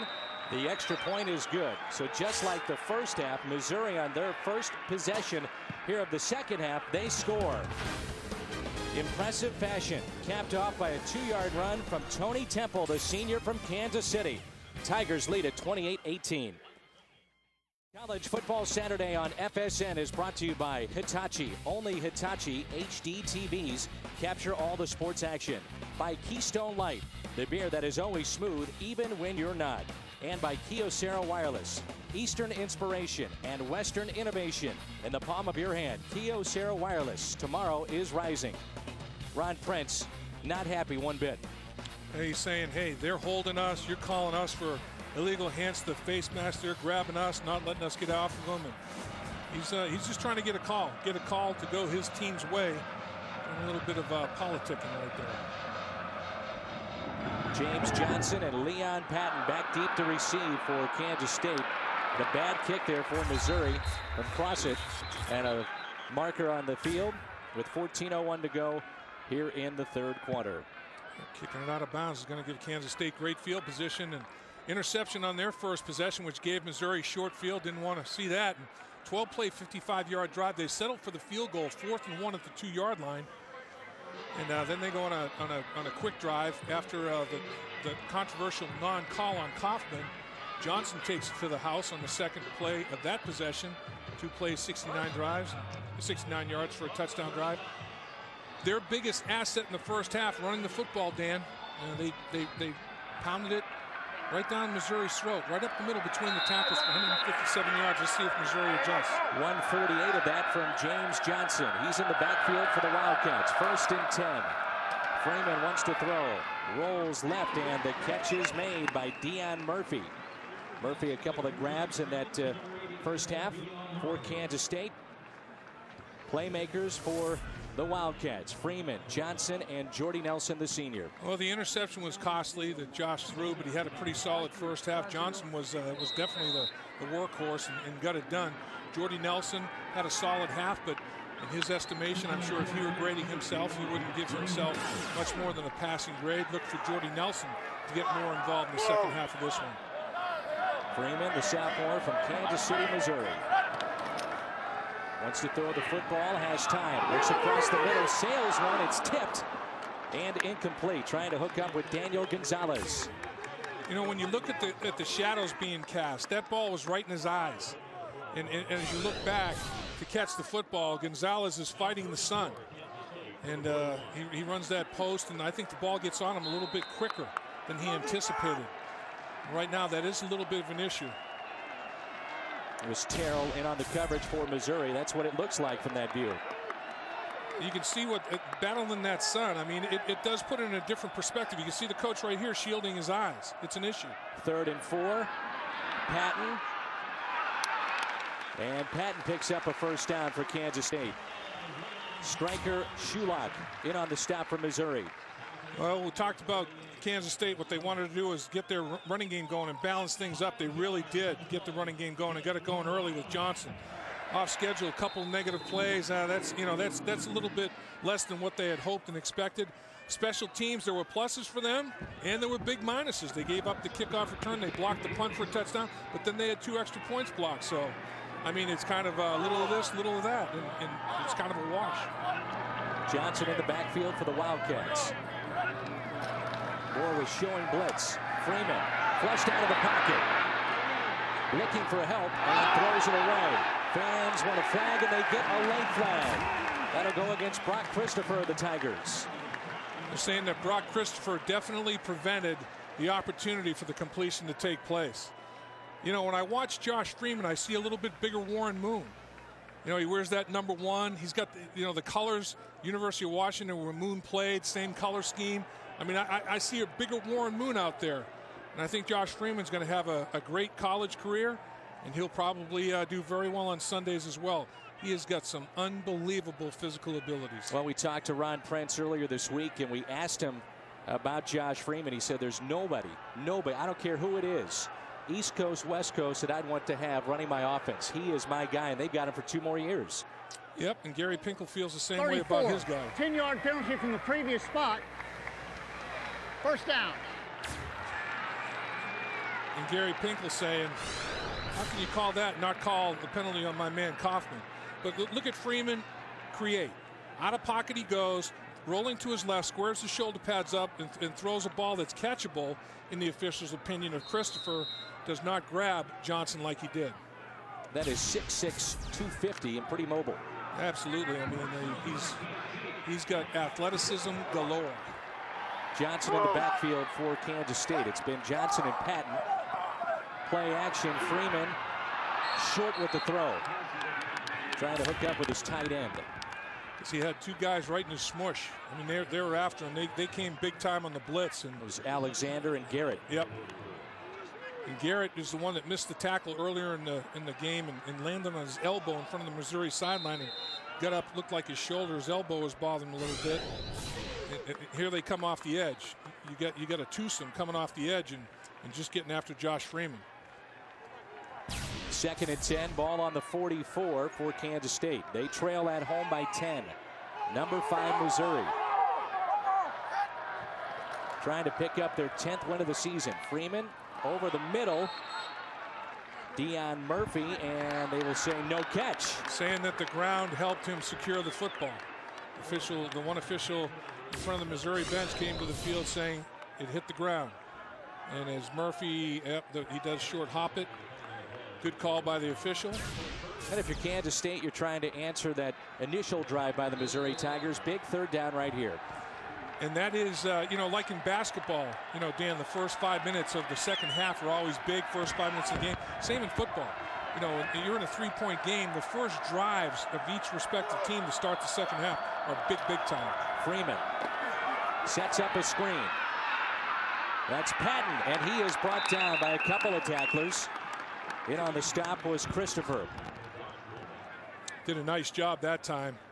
Played his responsibilities defensively with a great amount of discipline. Weatherspoon was also in there. I think Weatherspoon, Dan, might be the most athletic linebacker Missouri's ever had. I think when all said and done, he may make more plays than anybody. I'm not saying Missouri's linebacker you or anything, but Weatherspoon he's a gifted kid. Closing in on 100 tackles. Kansas State will have to punt it away. Rayer on his own 45. Macklin calls for the fair catch, and he makes it standing on his own 7. We'll step aside. This prolific Tigers offense back to work when we come back. Tigers lead it by 10. Closed captioning is brought to you in part by the Accord, Beyond the Road, all new from Honda. Missouri, the only team in the country to score at least 30 points in every game this season. They're on the cusp of doing that yet again. They've got 28 already with 12:18 to go here in just the third quarter. Dave Lapham, Jim Knox, Dan McLaughlin with you. This is Tony Temple. Temple breaks a tackle, crossed the 20 and brought down at the 25 for Missouri.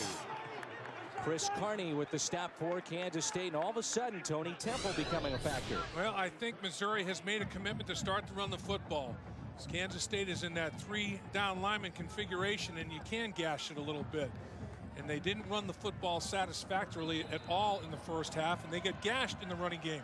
So I'll guarantee you that's what was talked about at halftime. Look, big boys up front, let's run the ball, and D-line, let's stop the run. Derek Washington in the backfield. He gets it on the pitch, and he has got tremendous speed. Pickup of close to 5 on the play. Time now for a Dr. Pepper game break. Let's go to Michael Eaves. All right, guys, Tim Tebow trying to break the notion that a sophomore with 3 losses cannot win the Heisman. His 3rd passing touchdown of the game. He already has 1 on the ground, nearly 400 yards of offense. The Gators keep rolling, and they keep Tebow in the hunt for the Heisman, first ever with 20 rushing and 20 passing touchdowns in the same season. And I'll tell you, Michael, you gotta credit 2 guys. Urban Meyer for recruiting Tebow to his system, the system itself that Urban Meyer has formed, and then recruiting the right guy to run it in Tim Tebow. No doubt. What if you had Ron Zook in Illinois facing Florida in a bowl game? That's a possibility. That'd be big, wouldn't it? Yes, it would. Play action. Here's Kaufman, his first catch of the afternoon. Knocked out of bounds at the 37-yard line. That is Chase Kaufman. His 48th catch of the season. He's the 3rd leading receiver for the Missouri Tigers. And he's got 20 career touchdowns this season, which broke Justin Gage's all-time record at Missouri. Kaufman's younger brother, backup quarterback at Kansas State. His dad, star tight end at Kansas State. Played in the NFL for a number of years, and Chase Kaufman's heading there as well. Will it be after the season? That's the big question. Daniel steps up. Throws on the run. Gonna call and a flag on the play. The intended receiver, Greg Bracey, for the Missouri Tigers. And he was tied up near the 25-yard line. Pretty easy call there. Yeah, Bracey was embraced. I mean, you gotta let a guy. Carney's the guy that put the bear hug on him and embraced Bracey, and he's the one that got away with the play on Kaufman, and Chase Daniel buying time in the pocket, and there's the old grabbing the arm and not letting Bracey make a play on the football and reach out and grab like that. And he did. He put the old bear hug on him a little bit. No can do. Gary Pinkel and the Tigers, number 5 in the BCS, 7th season as the head coach of Missouri, and ranked in the top 10 for the first time since 1981. Temple back in the game for the Tigers. Last weekend, 40-26 over Texas A&M. Their only loss this season to Oklahoma on the road. They led that game in the 4th quarter. Movement on Missouri. Looked like Tyler Llewellyn may have moved a little quickly. 29. Be a 5-yard penalty. First down. 5-yard penalty. It'll be 1st and 15 from Missouri. Dave Lapham, Jim Knox, Dan McLaughlin. A gorgeous day here in Manhattan, Kansas. Near 70 degrees. Tough for Gary Pinkel, I'm sure, and his staff at times not to look ahead or to make sure his kids don't look ahead. I know Jim talked to Gary about that, but it's human nature not to look ahead to Kansas. Yeah, it is, but his seniors have done a good job of keeping this team focused.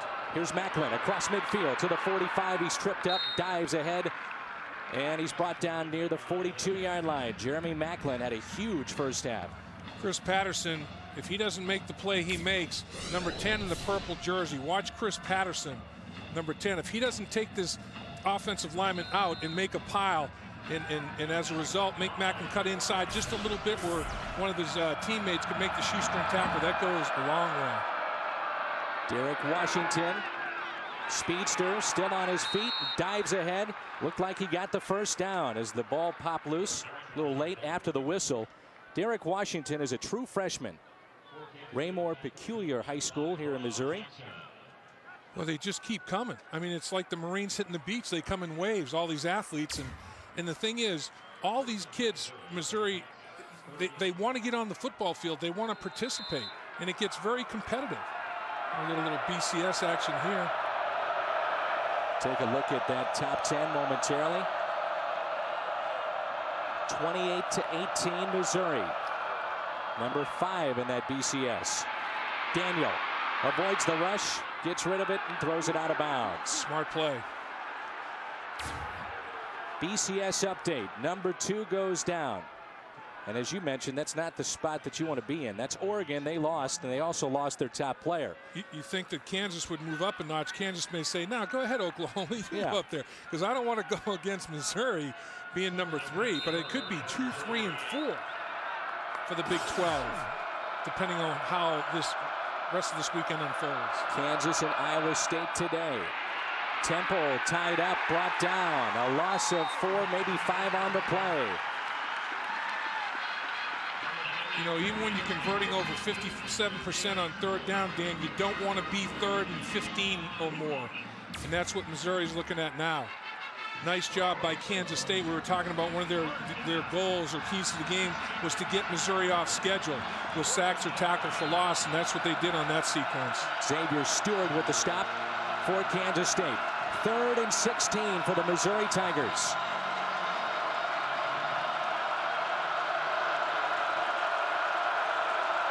Chase Daniel checking the play, changing it. Washington in the backfield with him. Daniel with some time, looking, fires towards the end zone. Macklin again, touchdown Missouri. Oh, man. 44 yards. The maestro, Chase Daniel, just orchestrating things at the line of scrimmage and then in the pocket as well. And you cannot let Macklin get deeper than your deepest defender. And I think Kansas State may have thought that Chase Daniel was going to break pocket, and they thought he had crossed the line of scrimmage because Macklin just keeps running. And Kansas State in the secondary, they're looking back at Chase Daniel, and you cannot let a speedster like Macklin get behind you. Somebody has to have the deep middle of the field. If you're Ron Prince, you're pulling your defense over and you're saying, number 9 can't be wide open. You can't let him get open and get loose. What a difference maker Mr. Macklin is. One of the best in the country and only a freshman. Another touchdown, and Missouri is rolling. 35-18 Missouri, and Honda would like to take you for a drive around campus. Yeah. It is beautiful here in Manhattan on this Saturday afternoon. What a fall afternoon, partner. Oh, it's gorgeous. A perfect day for football. The Little Apple, Manhattan, Kansas. Can play 8 quarters today instead of 4. This guy wouldn't mind. Yeah. 8 plays, 93 yards. Capped off Daniel to Macklin, 44-yard touchdown pass. Took under 3 minutes, and yet again, the Missouri Tigers have put up at least 30 points in a game. Kawasaki scoring drive was a sweet one there. Taken at the 17.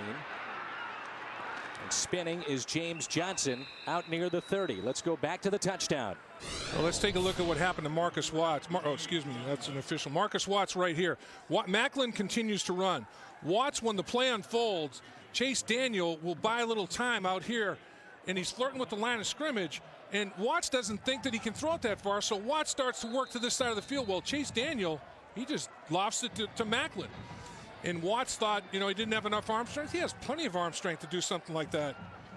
Chase Daniel says, yeah, you let my boy get behind you. That's an easy 6. Thanks for the easy pickings. 19 of 27 for Daniel, 215 yards, 3 touchdowns. The Tigers are rolling again. It's 35-18. Jeremy Macklin on the afternoon, 9 catches, 143 yards, 2 touchdowns. Boy. What a playmaker. And he is just at the early stages of his career, a redshirt freshman. Set a record today for all-purpose yardage, not just in the Big 12, but in the entire country. And they got an injured Kansas State offensive lineman, could not make his way to the sideline under his own power. Tried to, had to take himself down to the turf and wait for the trainers to assist. It's Brock Unruh, 35-18 Missouri with 8:45 to go here in the third quarter. Well, Ron Prince, 37-year-old in his second season at the helm of Kansas State. Last year, led this program to 7 wins, and it's a dream come true for him because he literally grew up in the shadow of Kansas State. He was raised in Junction City, Kansas, which is about 20 miles west of where we're at. And it's been a dream for him to be able to coach Kansas State. No question, and he's on the right track. And asked him how the recruiting was going. Of course, they can't get specific, but he likes the way things have started. And looked like that was just listening to the quarterback. You can't move until the football moves, and it looked like Lorenzo Williams was listening to Josh Freeman's offside hard snap count. Defense number 99 with contact. 5-yard penalty. Second down. Little voice inflection, stagger that snap count, make it non-rhythmic, and you get Williams, who, right over the center. Now you got to watch the football. You know what I used to do, quite honestly, though, Dan, playing center. If you had a guy that was real active like that, squeeze the ball. Don't move it, just squeeze it. And they see your hand squeeze it, and they jump. Sure. And the ball doesn't move, and you can draw them off sides like they're on a yo-yo screen. So it's 2nd down and 2 now for Kansas State. Johnson in the backfield. He had a huge first half. Freeman wants to throw. Looks for his tight end. He's got him across midfield. Jerron Missuri. First down, Kansas State, pickup of 18. And Missouri is doing less of the tackle end and the tackle twist inside. They're stunting less. Some of the stunting they did in the first half at the line of scrimmage created holes for Johnson to take advantage of. Now they're playing more conventional, 2-gap, let me get off of my block right in front of you and make a play. James Johnson in the backfield, 18 carries for 151 on the afternoon. He does have that long touchdown run. Freeman to throw again. Plenty of time. There's the tight end again. Close to a first down. Check in for a Dr. Pepper game break. Let's go to Michael Eaves. Michael. All right, Dan, let's take you back to the big house. Number 21, Michigan can't get anything going against number 9, Ohio State, Chad Henne. Nearly picked off here. Wolverines offense just struggling all day. Buckeyes up 14-3. 5 minutes to go in the fourth quarter. You see Lloyd Carr's record against Jim Tressel, 1-6. Guys, do you think being at Michigan so long, Carr could step down and retire after this game? Well, that's the big question. Yeah, I think he does. I think he retires. I think Les Miles ends up going to Michigan. That's my prediction. Interesting. Les Miles. Yep. Yep. Ball's out. Ball's out. Ball is loose, and Missouri has got it. Another turnover charged against Kansas State. Missouri picks up the loose football, and it's Bridges, the junior from Richmond, California. And again, it's all about being physical. Missouri wanted to have 3 or 4 takeaways today. That was their goal. And they're getting after it in the running game, playing the running game much tougher. And you make the hit, you put the helmet right across the bow.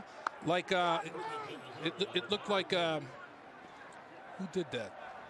Yeah, it was, okay, who put his helmet across the bow was Justin Garrett.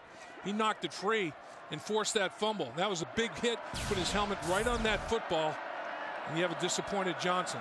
This has been all Missouri here in the third quarter. Chase Daniel buying time again. Now he's going to be brought down, and he loses 5 on the play. Even though the first half wasn't scintillating for Missouri, Dan, two things they did: no penalties, no giveaways. When you play clean like that, when you're not making physical and mental mistakes, the other team still has to beat you. And you take an interception away, short field for your offense, and do some of the things you did. Now, you certainly don't want to have a punt block. That's a physical breakdown. And some other things didn't go well. But when you don't have any penalties, you don't have any turnovers, that's going to be big. 453 points scored by Missouri this year. New school record. Temple in the backfield. Daniel again trying to buy time. And he'll run out of bounds at the 25. He almost had to do that because it was a receiver screen. He knew his linemen were downfield. If he threw that football, it would have been a penalty. So even though he was out of pocket, he had presence of mind. That's what I like about him. He had presence of mind enough to say, even if I throw this away, I'm going to sustain a penalty because my linemen have leaked downfield. So he keeps it and runs out of bounds and makes the best situation out of a bad that he can. 3rd and 15 for the Tigers. Leading 35-18. Shotgun for Chase Daniel. All kinds of time again. Daniel tucks it under. He's brought down. The second time he is sacked in the last 3 plays, and that's Ian Campbell now with 4.5 sacks this season. Boy, you take a look at the coverage. This was a coverage sack. Missouri, Kansas State plastered all the Missouri receivers. Everybody, oh, there's one potentially leaking, but they're playing zone coverage and they're plastering, and the rush gets there eventually. It's the hand fitting the glove. The rush can cause sacks. Sacks can cause, pressure can cause incompletion. That time, it was the coverage that ultimately made Chase Daniel take the sack. Deion Murphy back to receive, almost blocked. Murphy takes it, calling for a fair catch, so he will have it at the 44. That's a penalty. That's a flag. That's a penalty on that play. A little extracurriculars going on, which you would, I guess, anticipate. Senior day, Kansas State getting a little frustrated. And Missouri's starting to get after it, and that's the punter getting a little chippy. How about it? You know, when you got your punter across it. Doesn't look like a punter, does he? Everybody's got the big boy pads on in the second half. 5:41 to go, third quarter. Delay. Receiving team. Fair catch signal was given. Ran with the ball. 5-yard penalty. 1st and 10. A nightmarish third quarter right now for Kansas State. Yeah, once you signal fair catch, watch deep. Signal fair catch. There he is, waving his hand. Can't say, just kidding, fooled you, and take it up the football field. No go there. Even if the ball hits the ground, you cannot pick it up and advance it after signaling fair catch. Freeman hands it off to Johnson. Stiff arms one man across the 40. And speaking of running backs, let's head back to our Aflac trivia question this afternoon here in Manhattan, Kansas. Named the only back in KSU history to rush for 100+ yards. Bunch of different times. Last 9 games in 02, first game in 03, Darren Sproles. He was magnificent. 10 consecutive games he did that. You talk about a violent cut guy. I mean, it was like watching a skier get on the edge of his skis and change direction. That was Darren Sproles. He would kick up rubber off that field turf. Freeman, short with the throw, incomplete. Darren Sproles is now with San Diego. He had 2 punt returns for the Chargers last weekend. This first down marker is brought to you by Overstock.com. With the convenience of shopping at home, you can save up to 70% on amazing deals from Overstock.com. It's all about the O. Dave Lapham, Dan McLaughlin here in the booth. Jim Knox is downstairs on the sidelines. Number 5, Missouri on the road. 35-18, they lead. Across the middle, and he misses his target, Deion Murphy. So 4th down for Kansas State. And Missouri's starting to take control of this football game. I mean, they definitely made some adjustments in the second half, and again, I think it's all predicated on being physical at the line of scrimmage. Run the football more effectively and efficiently, and stop Kansas State's running game at all costs. Macklin on his own 15. That'll drive him back to the 5. He'll let it bounce. It takes a Kansas State bounce and fielded at the 1.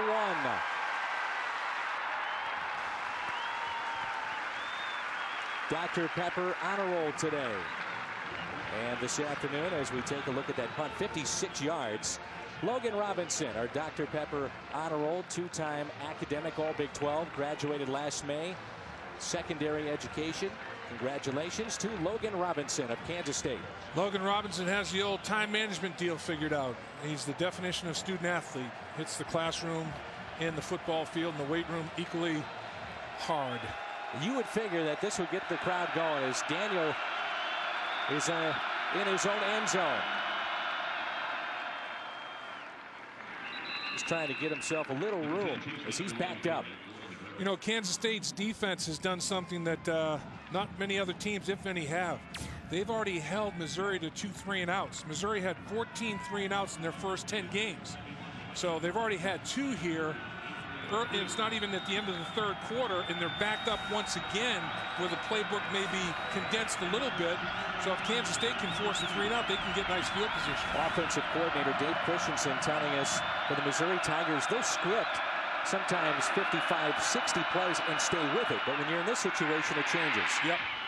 There's Macklin, bobbled and out of bounds. Byron Garvin in on the coverage. Boy, he almost caught it 3 times.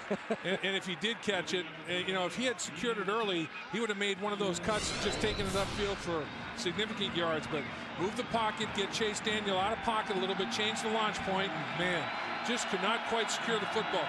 Once he thought he had it, took his eyes off it to see where the defender was, and never really secured the pig. Rare drop. He's done everything. Macklin. 3rd and 9. The ball is on the 2. Daniel floats one towards the sideline and out of bounds. Intended for Macklin, but threw it out of his reach. 3 and outs now for the Missouri Tigers. And it shouldn't have been. I mean, they had the right play called. They had the right matchup. But Macklin, Jeremy Macklin, probably the only mistake he's made today, did not catch the football. Special teams shaky.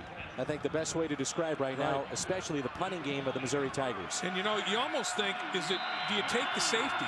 Because Kansas State's coming after it. You're basically on the back line anyway. Do you take the safety and free kick? You've already blocked 2 extra points. Might not hurt you that much. They get it away. This is Deion Murphy at the 40. Murphy, 35, 30, 25, 20. Knocked out of bounds inside the 20. That's why I was thinking about, you know, you take that safety, a free kick from your 20. Now they end up getting short field here. I was worried about them maybe blocking the punt for a potential touchdown again, but as a result of Missouri having to make sure they're protecting their punter, they don't get anybody downfield in coverage. Kansas State locks them back up, and they get a nice short field. Murphy is another guy that runs in the high 4.2s. He can scoot as well. Well, the first 2 games for this Missouri defense, they gave up 435 yards against Illinois, 534 to Ole Miss. After that, they really settled in, and it's a big difference for this team this year. No question. It's the biggest story, I think, of the season. Pressure on Freeman. To the sideline it goes. Caught by Deion Murphy. You know, I think what you have to tip your cap to Matt Eberflus about that, Dan, because at the bye week, he self-scouted and did some things differently. Dropped his linebackers off the line of scrimmage more and did some things differently with his defensive ends. And that's just a nice effort right there on the sideline to secure the football and to get a foot down inbounds. So Matt Eberflus said, you know what, we're gonna change the structure of our defense a little bit, and it's made a big difference since the bye.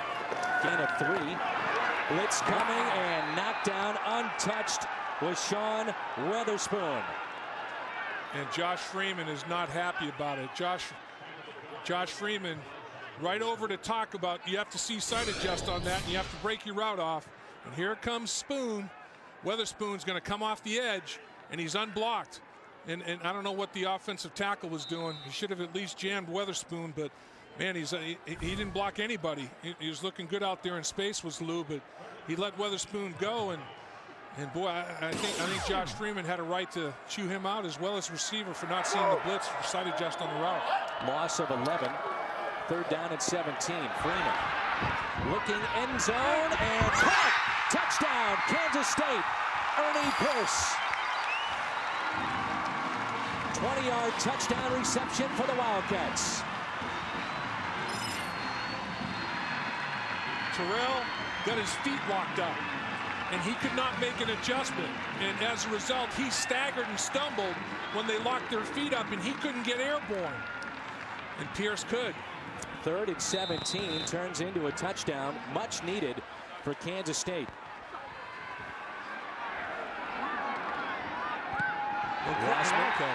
No, not at all. Extra point is good, and the lead is back to 10 for Missouri. When you take a look at this, watch Pierce and Terrell, watch them lock feet. If we get, and you'll see it right there. See him staggering. He couldn't get airborne. It knocked him backwards, and Pierce, as a result, when they click their heels, and there's no place like home as we're in Kansas, you know, and Pierce gets airborne, and Terrell can't, and that's the difference in the football, in the play right there.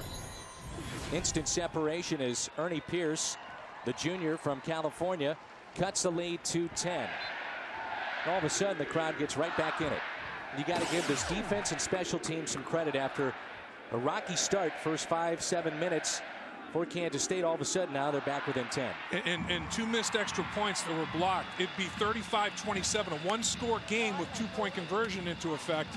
Now it's still a 2-score game.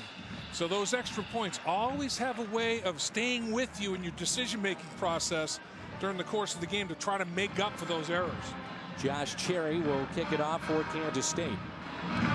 Jeremy Macklin, redshirt freshman who's been all over the place from Missouri, is standing back inside his own 5.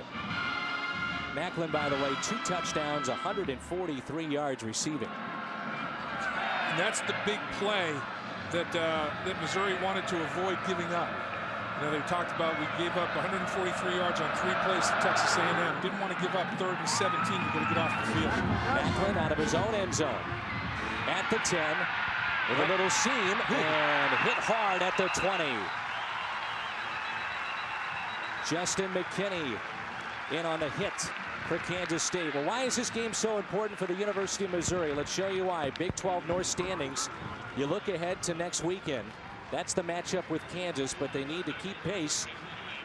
Really, Missouri holds their future in their hands. They can win next weekend. You figure then Big 12 championship. You're talking Oklahoma and the possibility of playing in the national championship. As a coach and athlete, Dan, all you look for is to be able to control your own destiny.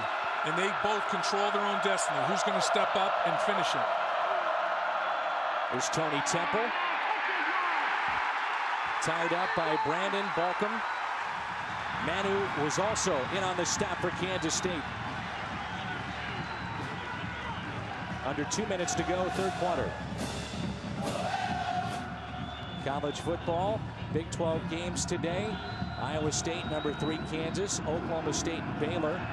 That's on FSN later tonight at 7 Eastern. Number 4 Oklahoma against Texas Tech. That is not an easy matchup. That's not an easy matchup. There's a lot of familiarity amongst the coaching staff. Daniel underneath. Alexander, his 2nd catch of the afternoon. Again, Missouri finds themselves off schedule. Kansas State accomplishing the last couple of defensive drives. One time because Missouri's backed up to the 1-yard line. Special teams dictating field position, but I think for Missouri to go back-to-back 3-and-outs, I'm not sure that's happened to the offense this season. It could happen right here. 3rd and 9 for the Missouri Tigers.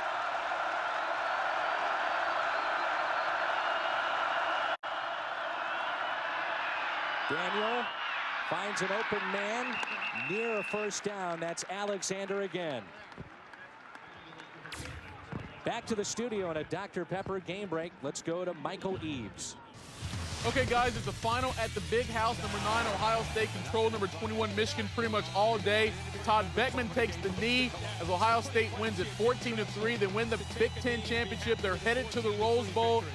Could this be the last time Lloyd Carr faces Ohio State in the series? It would be the 2nd trip to the Rose Bowl since 1985 for the Buckeyes.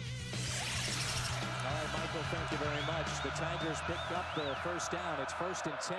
The ball on the 32. Daniel with time across the middle. In and out of the hands of the intended receiver.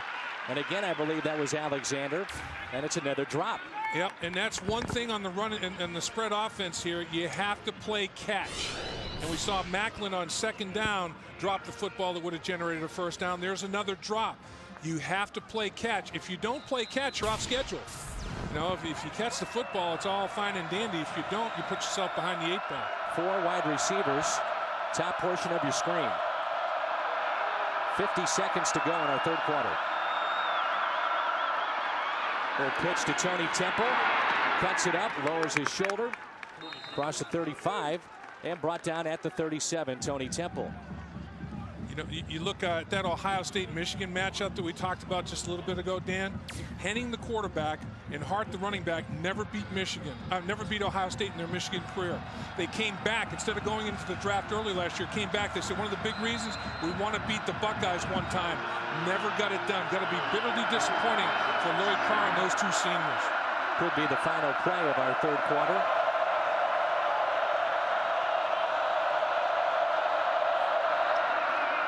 Daniel underneath, incomplete.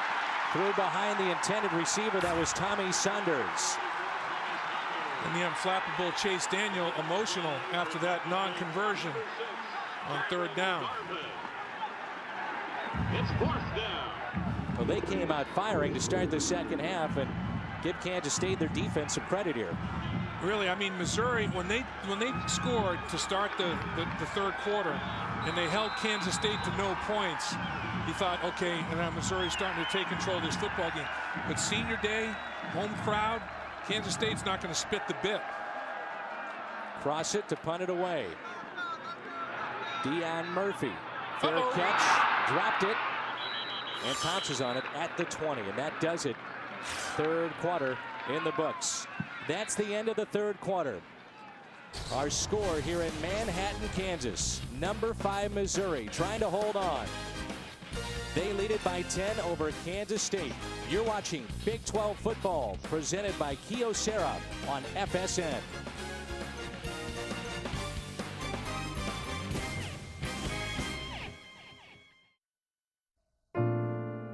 Brick by brick, stone by stone, we built a place to call our own. Gonna fill it up with laughter, write my happy ever after.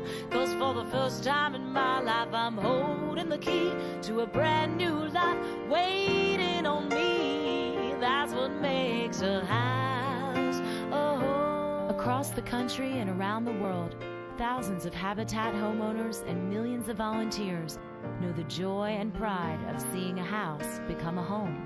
A brighter future, one family at a time. Support Habitat's work in your community. Volunteer, get involved, and help build it. Visit Habitat.org. That's what makes a house a home. The Missouri Tigers looking for their first win since 1989 here in Manhattan, Kansas.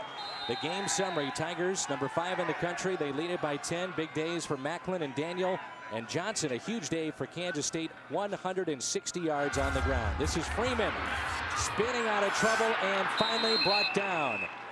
Weatherspoon. Whew. That's his second sack of the afternoon. He's got some strong hands, because Josh Freeman at 6'6", 250, you got to get a handful of cloth to be able to take that body to the turf. Sean Weatherspoon is big time. And he showed it right there. Out of Jasper, Texas, only a sophomore. And with that sack, he now is over 100 tackles on the year. Well, he gets a mismatch. He gets matched up on Johnson, the running back, beats him. Then once he gets a handful of jersey of Josh Freeman, he's not about to let go. That's some serious strength in your hands, wrists, and forearms. Freeman is 16 of 28 and can't hook up with Ernie Pierce. He was wide open. Young man that had the touchdown just moments ago for Kansas State. Let's check in with Jim Knox. Jim. All right, Dan, I tell you what, K-State defense playing at a high level the last couple of series. Coach Prince got into the faces a lot of defensive standouts on the bench and told you got to be physical with the wide receivers. You got to go at them. They know they're going to catch the ball, but after the ball is caught, they want to be extremely physical with them. Yeah, Knoxie must have had an effect because they dropped a couple uncharacteristically. Missouri dropped a couple of footballs, so I'm not sure that they heard footsteps or not. Johnson in the backfield for Kansas State. Play action. Freeman in trouble and dropped again. This time it's William Moore. And how about William Moore? He shows that he can intercept Freeman. When he had the interception, reading Freeman's eyes to start the football game to give his team a short field, then he can come off the slot and make a quarterback sack. And once again, taking Freeman to the turf is not an easy task. Moore equal to the task. Tim Rayer in his own end zone. To punt to Macklin. Macklin at midfield. Uh-oh. Dropped it. It's loose, and it looked like he still was able to pick it up. Boy, Macklin's got it. He dropped the kickoff. He dropped the punt. He dropped the pass. He's had the dropsies a little bit this afternoon. If he had secured every football kicked and thrown to him, his numbers would be staggering. But right through his hands, right down the belly. And fortunately, the ball just sat right at his feet where he could fall right on top of it. Good field position, though, for the Tigers. Last 3 possessions dealing out of their own end. So let's see if that makes a difference for Chase Daniel and Missouri. Temple moves from the slot into the backfield. Tony Temple with it. Lowers his shoulder and then driven down by Byron Garvin. Tony Temple last week balanced the Missouri Tiger attack with 141 rushing yards. You know, even in the spread offense, people say, hey, you can't run the ball at a spread. I beg to differ. You know, spread means you spread the field, and that creates running lanes. You got talented kids running the football. Here's Chase Daniel out of the shotgun for Missouri. Fires to his sideline. Catch is made. Across the 35, down to the 30. That's Tommy Saunders yet again. Saunders a big second half. Pickup of 16 for Missouri. Nice job by Saunders, not only catching the football, but staying in bounds. Watch him spin back inside after the catch. Pick up extra yards. Not only that, keep the clock going, because the clock is now the ally of Missouri and the enemy of Kansas State. Ball on the 30, 1st and 10 for Missouri. Macklin with some room. Wow. Macklin about a step shy of just cutting it up, and he might have had 6. Takes your breath away. He really does. I mean, he makes you, every time you get the foot, if I'm a defensive coordinator, I'm holding my breath every time he touches it. This kid, his acceleration is unbelievably dynamic. The question is, a guy like that, how do you isolate him defensively and try to stop him, just neutralize him? Yeah, you got to get a lot of bodies around him, and they do so many things with him. Dave Christensen does a good job of getting him the football in so many ways that it's hard to get a beat on him. There's a gain of 9. Daniel pitches it to Tony Temple, bounces it outside, picks up the 1st down before he steps out of bounds. Made a little something out of nothing. Sure did. Little make you miss in space. You know, you talked about it earlier, Dan. I'd love to see him get that other year of eligibility. You know, and last week he overcame some tragedy. His grandmother passed away the Monday before the game against Texas A&M. It was almost like his second mother, really. Very, very close, and still played extremely well. I'm sure he committed the game to her memory. 141 yards rushing. Immediately after the game, left the locker room, went to her funeral. Daniel, time in the pocket, looks towards the end zone. Intended for Will Franklin. 2nd and 10. This 1st down marker is brought to you by Overstock.com. On amazing deals from Overstock.com, it's all about the O. And Dave Lapham, Dan McLaughlin, Jim Knox with you. And Dan, it's all about the red zone O right now. What will Missouri do with that offense in the red zone, and what can Kansas State do defensively? They got to roll their necks here and limit this to nothing but a field goal opportunity. Ball is on the 18 for Missouri. Daniel to the sideline. Chase Kaufman, just his 2nd reception. Still on his feet. Forging ahead and near a 1st down for Missouri. You got to gang tackle these tight ends. Big bodied guys. You know, he's almost like one of those rides, you know, and you put a token in, and he's going to buck you. And here he goes. They're not going to give up. 2 guys takes the 3rd and the 4th to take him down. Everybody had to take a shot at him. Kaufman is a very determined young man. Nice effort. 1st and goal on the 7 for the Tigers. Number 5 in the country, trying to add to their lead. Tony Temple loses yardage on that play. When you think about these tight ends, and Rod Prince was saying, take a look at this offense. In my mind, 2 first, maybe 2nd rounders. Then you have Macklin, and he called Macklin the Marshall Falk of this offense. And then you have Chase Daniel, who might win the Heisman. Yeah, it's star-studded. There's no question about it. And he called it the greatest show on turf, basically like the St. Louis Rams with Mike Martz and Kurt Warner and the host of people to distribute the football to there. That's what he likened the Missouri Tigers offense to, the greatest show on turf. Derek Washington will swing pass to him at the 10. Brought down near the 8-yard line. Washington, a true freshman. Right now, Dan, Missouri not only wants to score points, they want to melt clock in so doing. You know, and people also say the spread offense, you can't really, you know, ball control. Yeah, you can. They showed it last week against Texas A&M when A&M cut it to 5. They went on a drive where they only threw it 3 or 4 times and ran it 8. And they melted over 4 minutes off the clock, and that was a lot of time to take off the clock in this offense. 3rd and goal, ball on the 8.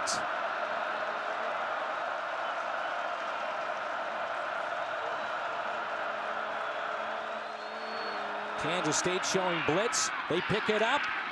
And diving ahead, did he get in? Is it a touchdown? It's Tommy Saunders. Officials ruling his knee was down, and he's short of the goal line. Just short. Great second effort. Now it's decision time for Gary Pinkel and the Tigers. Chase Daniel on a little timing route, and Saunders breaks the tackle, and he spins toward the goal line. Ooh, is he down before he stretches the ball over the goal line? Was that left knee down before the ball crossed the plane? I'm not sure he was. Not sure he was either. High risk, high reward with this offense. 4th and goal. Daniel lofts it towards the end zone, and it's a touchdown for Missouri. Martin Rucker, his 2nd touchdown reception of the afternoon. That's a little bit of Tim Tebow right there. It was. It was like a little jump pass a la Tebow. That's right. Right-handed, almost like a shot put. Looked like a Don Nelson free throw where he used to shot put that basketball up there. But, you know, Martin Rucker was so wide open. Basically, you know, they thought that they ran a blitz, and they thought that he was going to stay in and pick up the blitz. He just released wide open, easy pickings for Daniel. They roll the dice, and it pays off. That is huge for the Missouri Tigers. With 9:34 to go, the Missouri Tigers on the road. They are number 5 in the country, and they have put up 42 points. They lead it 42-25. 42-25, number 5 Missouri with the lead, 9:34 to go. Come on, Dana, get your camera back, Dana. What's up? So that's what's going on with our shots, huh? The Wildcats catting over there. Dana Sherman about ready to kill a cat. Well, this is the final game of the year for this FSN production crew. I'd like to thank some important people.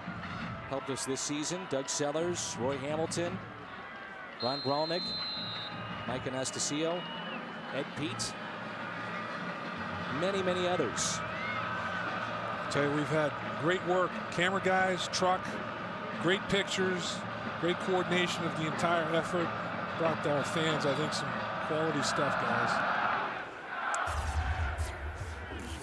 Fielded at the 12. James Johnson.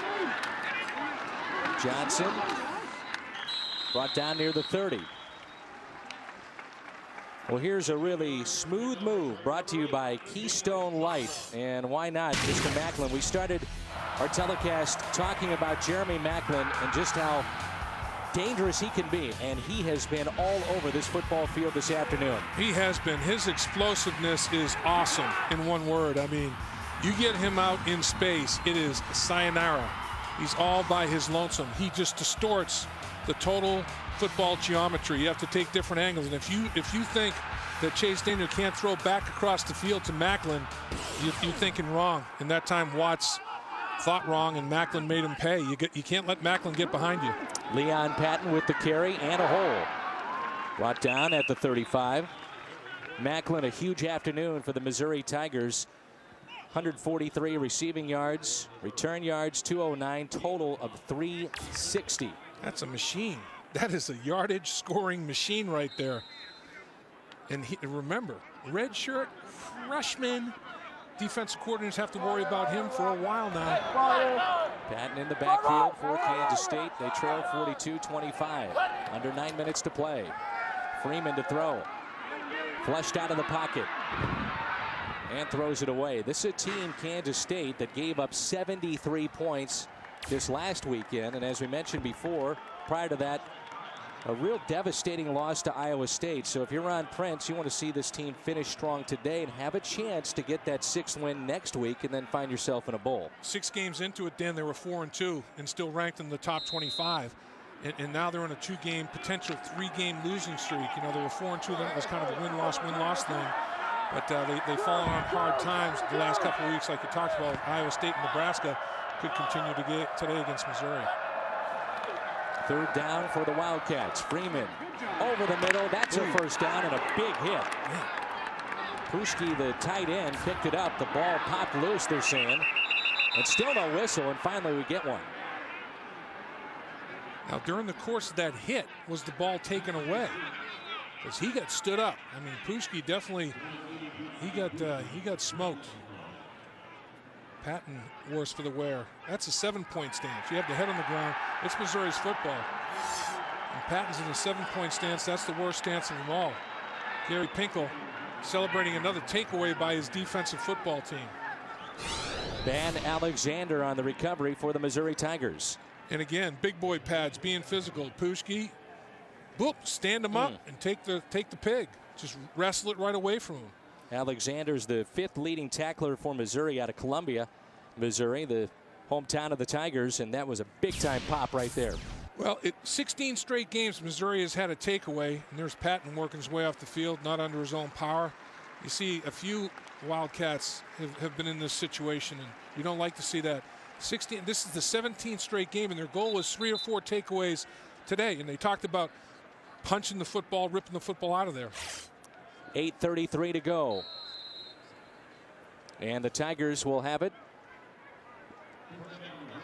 The ball on the 43. The Tigers have only been penalized 3 times today. That's another factor of good teams. No doubt. You don't beat yourself. You don't put yourself on your schedule with turnovers and penalties.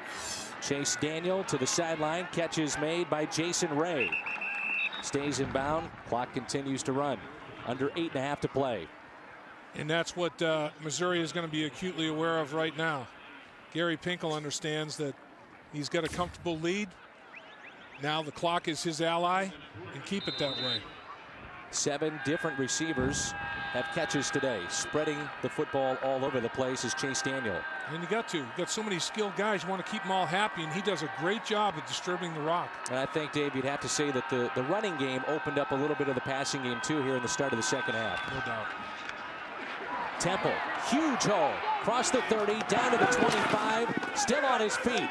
Inside the 15, Tony Temple. The key to that play was Martin Rucker sustaining his block on Gary Chandler. Martin Rucker in the slot. Watch the big boy out here in the slot. Watch what he does. Here he locks up and watch him finish. Sustain, sustain, sustain, and give him a lane to cut back. That's just excellent work. And then down the football field, you have another Missouri Tiger doing the exact same thing. Big old Jason Ray on the edge. Jimmy Jackson in the backfield for the Missouri Tigers. Daniel barking out the play. Under 7.5 to go. Handoff. Jackson tackled near the 10. Chris Carney in on the stop for Kansas State. Boy, the game potentially that sets up with Kansas and Missouri, the border war at Arrowhead Stadium. Man, you talk about big time stuff. Basically, the BCS championship playoffs start today for both Missouri and Kansas. Doubt. These last couple of regular season games are playoff games. It's a playoff inside the Big 12 when you include Oklahoma. Yep. They make it to the championship. Inside the 5, near the goal line, is Jared Perry. 13th catch on the season, the sophomore from Texas.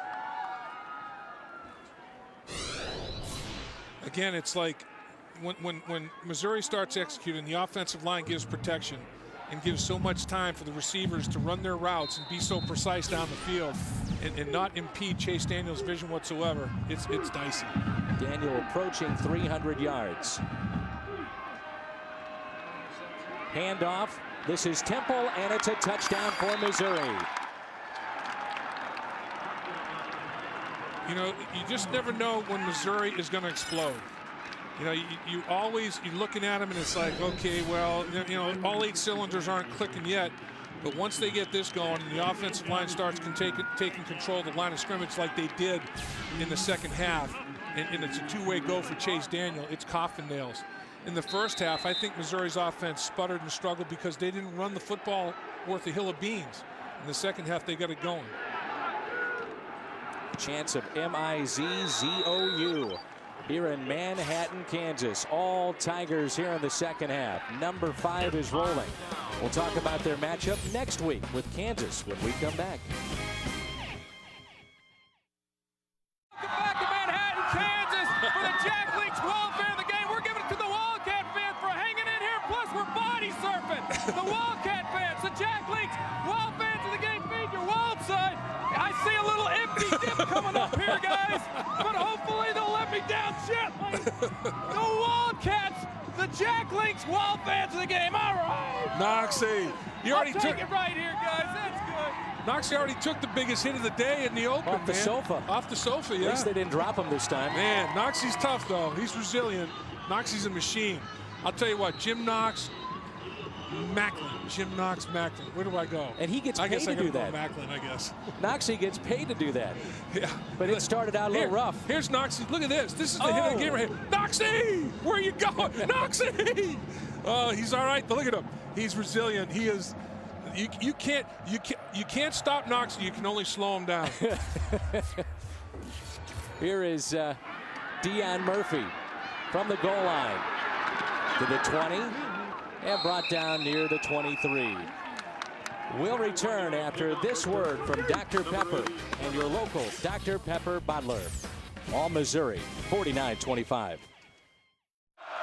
Washington in the backfield with him. Daniel with some time, looking, fires towards the end zone. Macklin again, touchdown Missouri. Oh, man. 44 yards. Kyocera Wireless call of the game, and Mr. Macklin has been a guy we've been calling all afternoon long. Big Mac attack here in Manhattan, Kansas by Jeremy Macklin. What a football player. They talk about that extra burst that he has, and Gary Pinkel was saying that you always look at the 4.2 speed, and that's fine, but he said it's that initial burst that really stands out. He gets to full speed, top-end speed in about 5 yards. Full draw play here for Kansas State. Big hole for James Johnson. He's had a nice afternoon. Johnson well over 150 yards on the day, and a late flag on the play. After the whistle, with 6:10 to go in our ball game this afternoon. And this is the time when you have to keep your poise. Don't do anything that you're going to regret. Nobody wants to miss time in their final game of the season.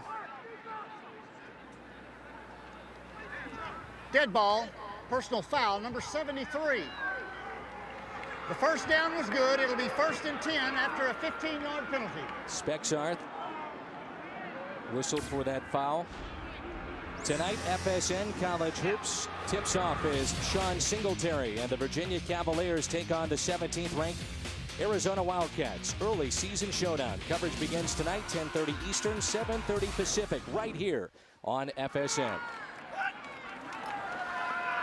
Freeman. Intended for Deion Murphy. Pressure again by this Tiger defense.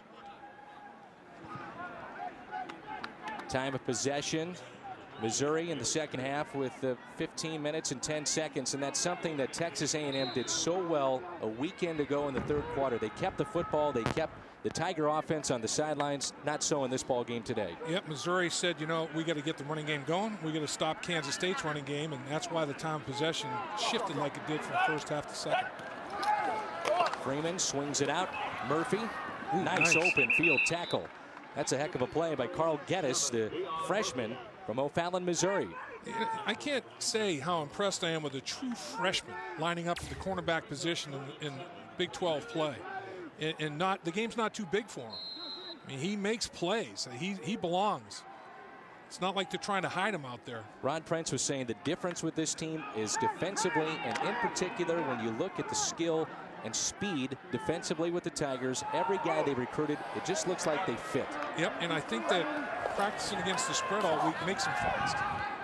Freeman hooks up with Deion Murphy again. Murphy a nice afternoon receiving for Kansas State. 5 catches, near 40 yards. Let's face it, Dan, when you're practicing against Macklin and Franklin and these guys, nobody has anybody faster. So every day in practice, you're getting better against top-end speed people, and that increases your functional football speed as well. I'm a firm believer that defenses get faster working against offenses that have speed to burn like Missouri's does. Just over 5 minutes to play. Freeman to the sideline. We have not called his name very often today. That's Jordy Nelson, and his career coming to a finish at home this afternoon, and he gets a nice round of applause, and he got the loudest ovation as the seniors were introduced on senior day here at Kansas State. And they isolated him one-on-one. They had every other receiver to the opposite side of the formation. Jordy Nelson was one-on-one, and he ran the simple pattern and executed it well and beat Terrell and caught the football. Jordy Nelson is the face of the region. Freeman unloads it to Pushki, the tight end. We'll take a look at Kansas and Missouri. And we're talking about this matchup, the border war at Arrowhead, and two spread offenses. You know, which team are you saying right now might have that edge? Boy, they're looking in the mirror. I mean, I think Kansas, we can say the same thing about Kansas's defense. They play fast because both these football teams are playing with confidence, and they're playing fast. They're reacting. They're not thinking. And I think that it could be decided by special teams dictating field position. I really think that in turnovers. Freeman over the middle. The catch is made by Deion Murphy again. And as Kansas this season has trailed for just over 22 minutes in a total of 600 minutes played, 28 touchdown passes, and you're right, the turnover margin leads the nation, and that's so huge. Those two things. You know, when you play with a lead and put pressure on defenses, and you're plus 20, giving your offense extra possessions and limiting the exposure of your defense, you're going to win a lot of games, and they're undefeated for that reason. Ball on the 35. Freeman is dropped again. Dropped at the 45, Luke Lambert. Well, Kansas, as you mentioned, kind of a similar style like Missouri, spread offenses and a quarterback that is as accurate as anybody in the country. Todd Reesing throws with anticipation and accuracy, and McAnderson, I should say, is the complement with the running game.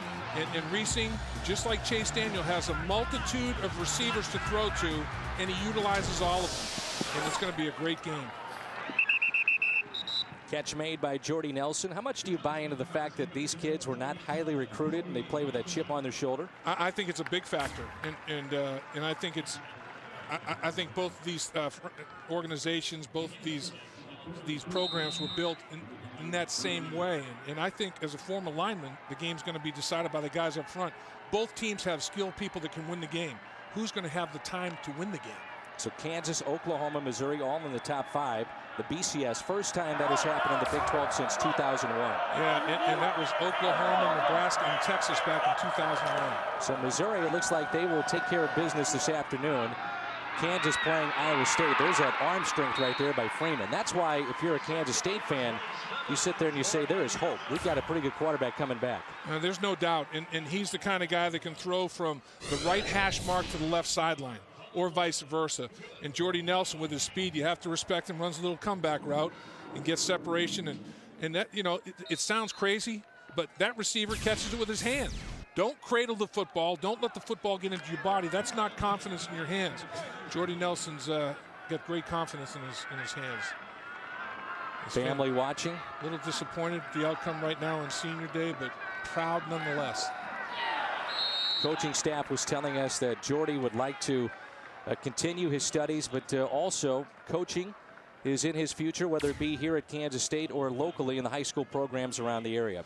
And I think Jordy Nelson is a guy that's going to get a look in somebody's camp, not only as a wide receiver, but as a special teams guy.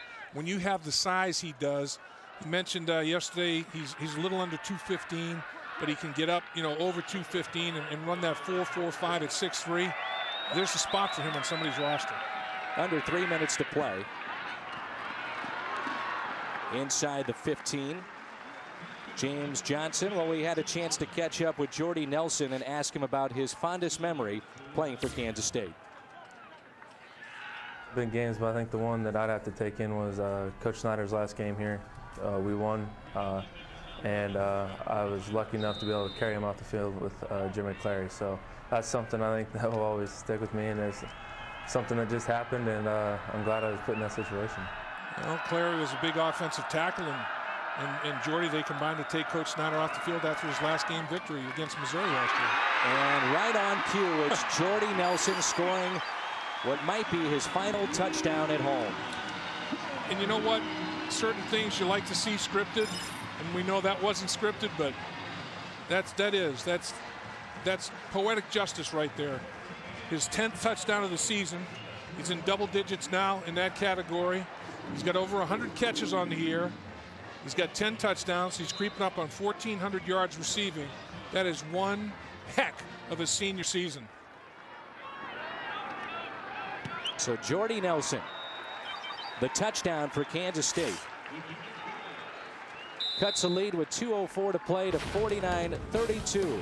Number 5 Missouri on the road and rolling in Manhattan.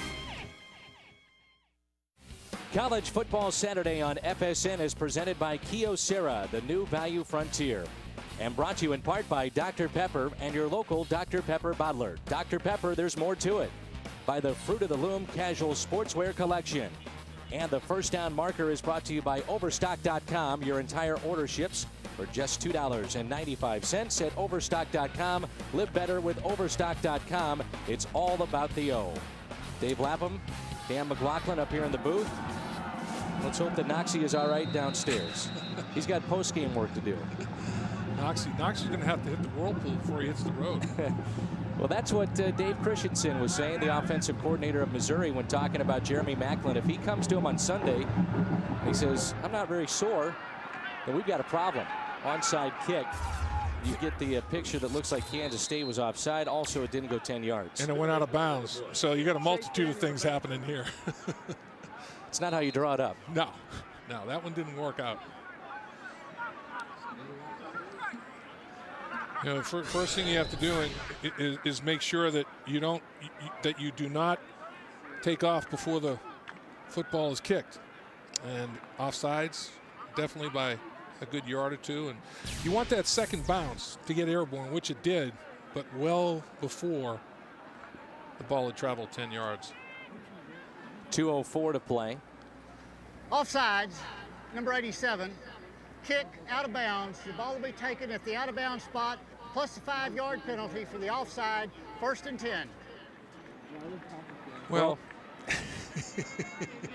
pick your poison. Right.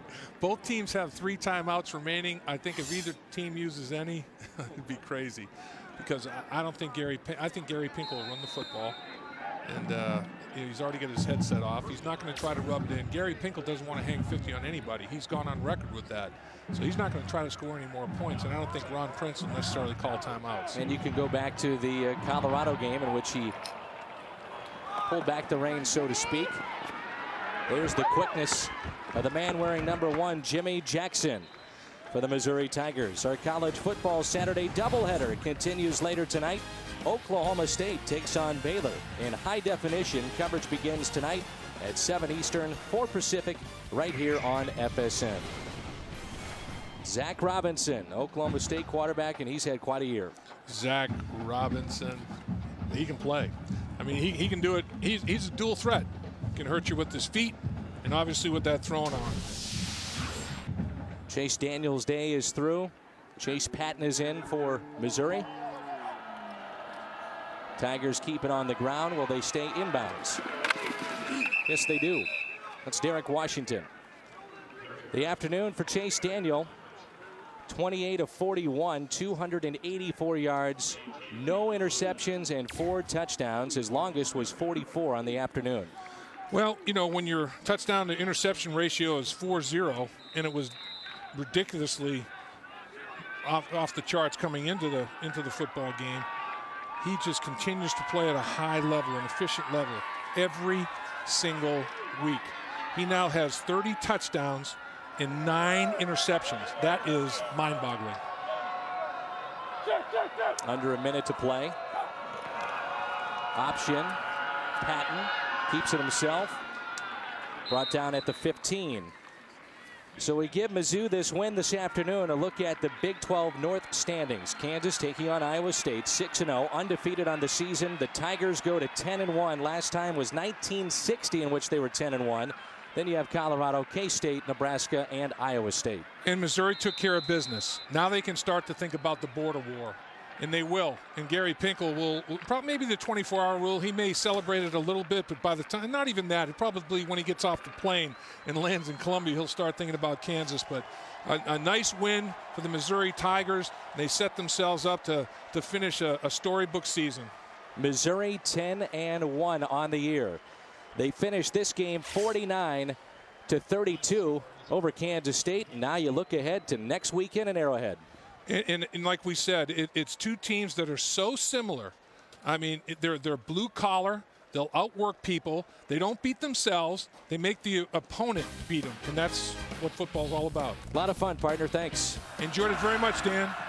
For Dave Lapham, Jim Knox, I'm Dan McLaughlin saying so long from Manhattan, Kansas, where the Missouri Tigers roll.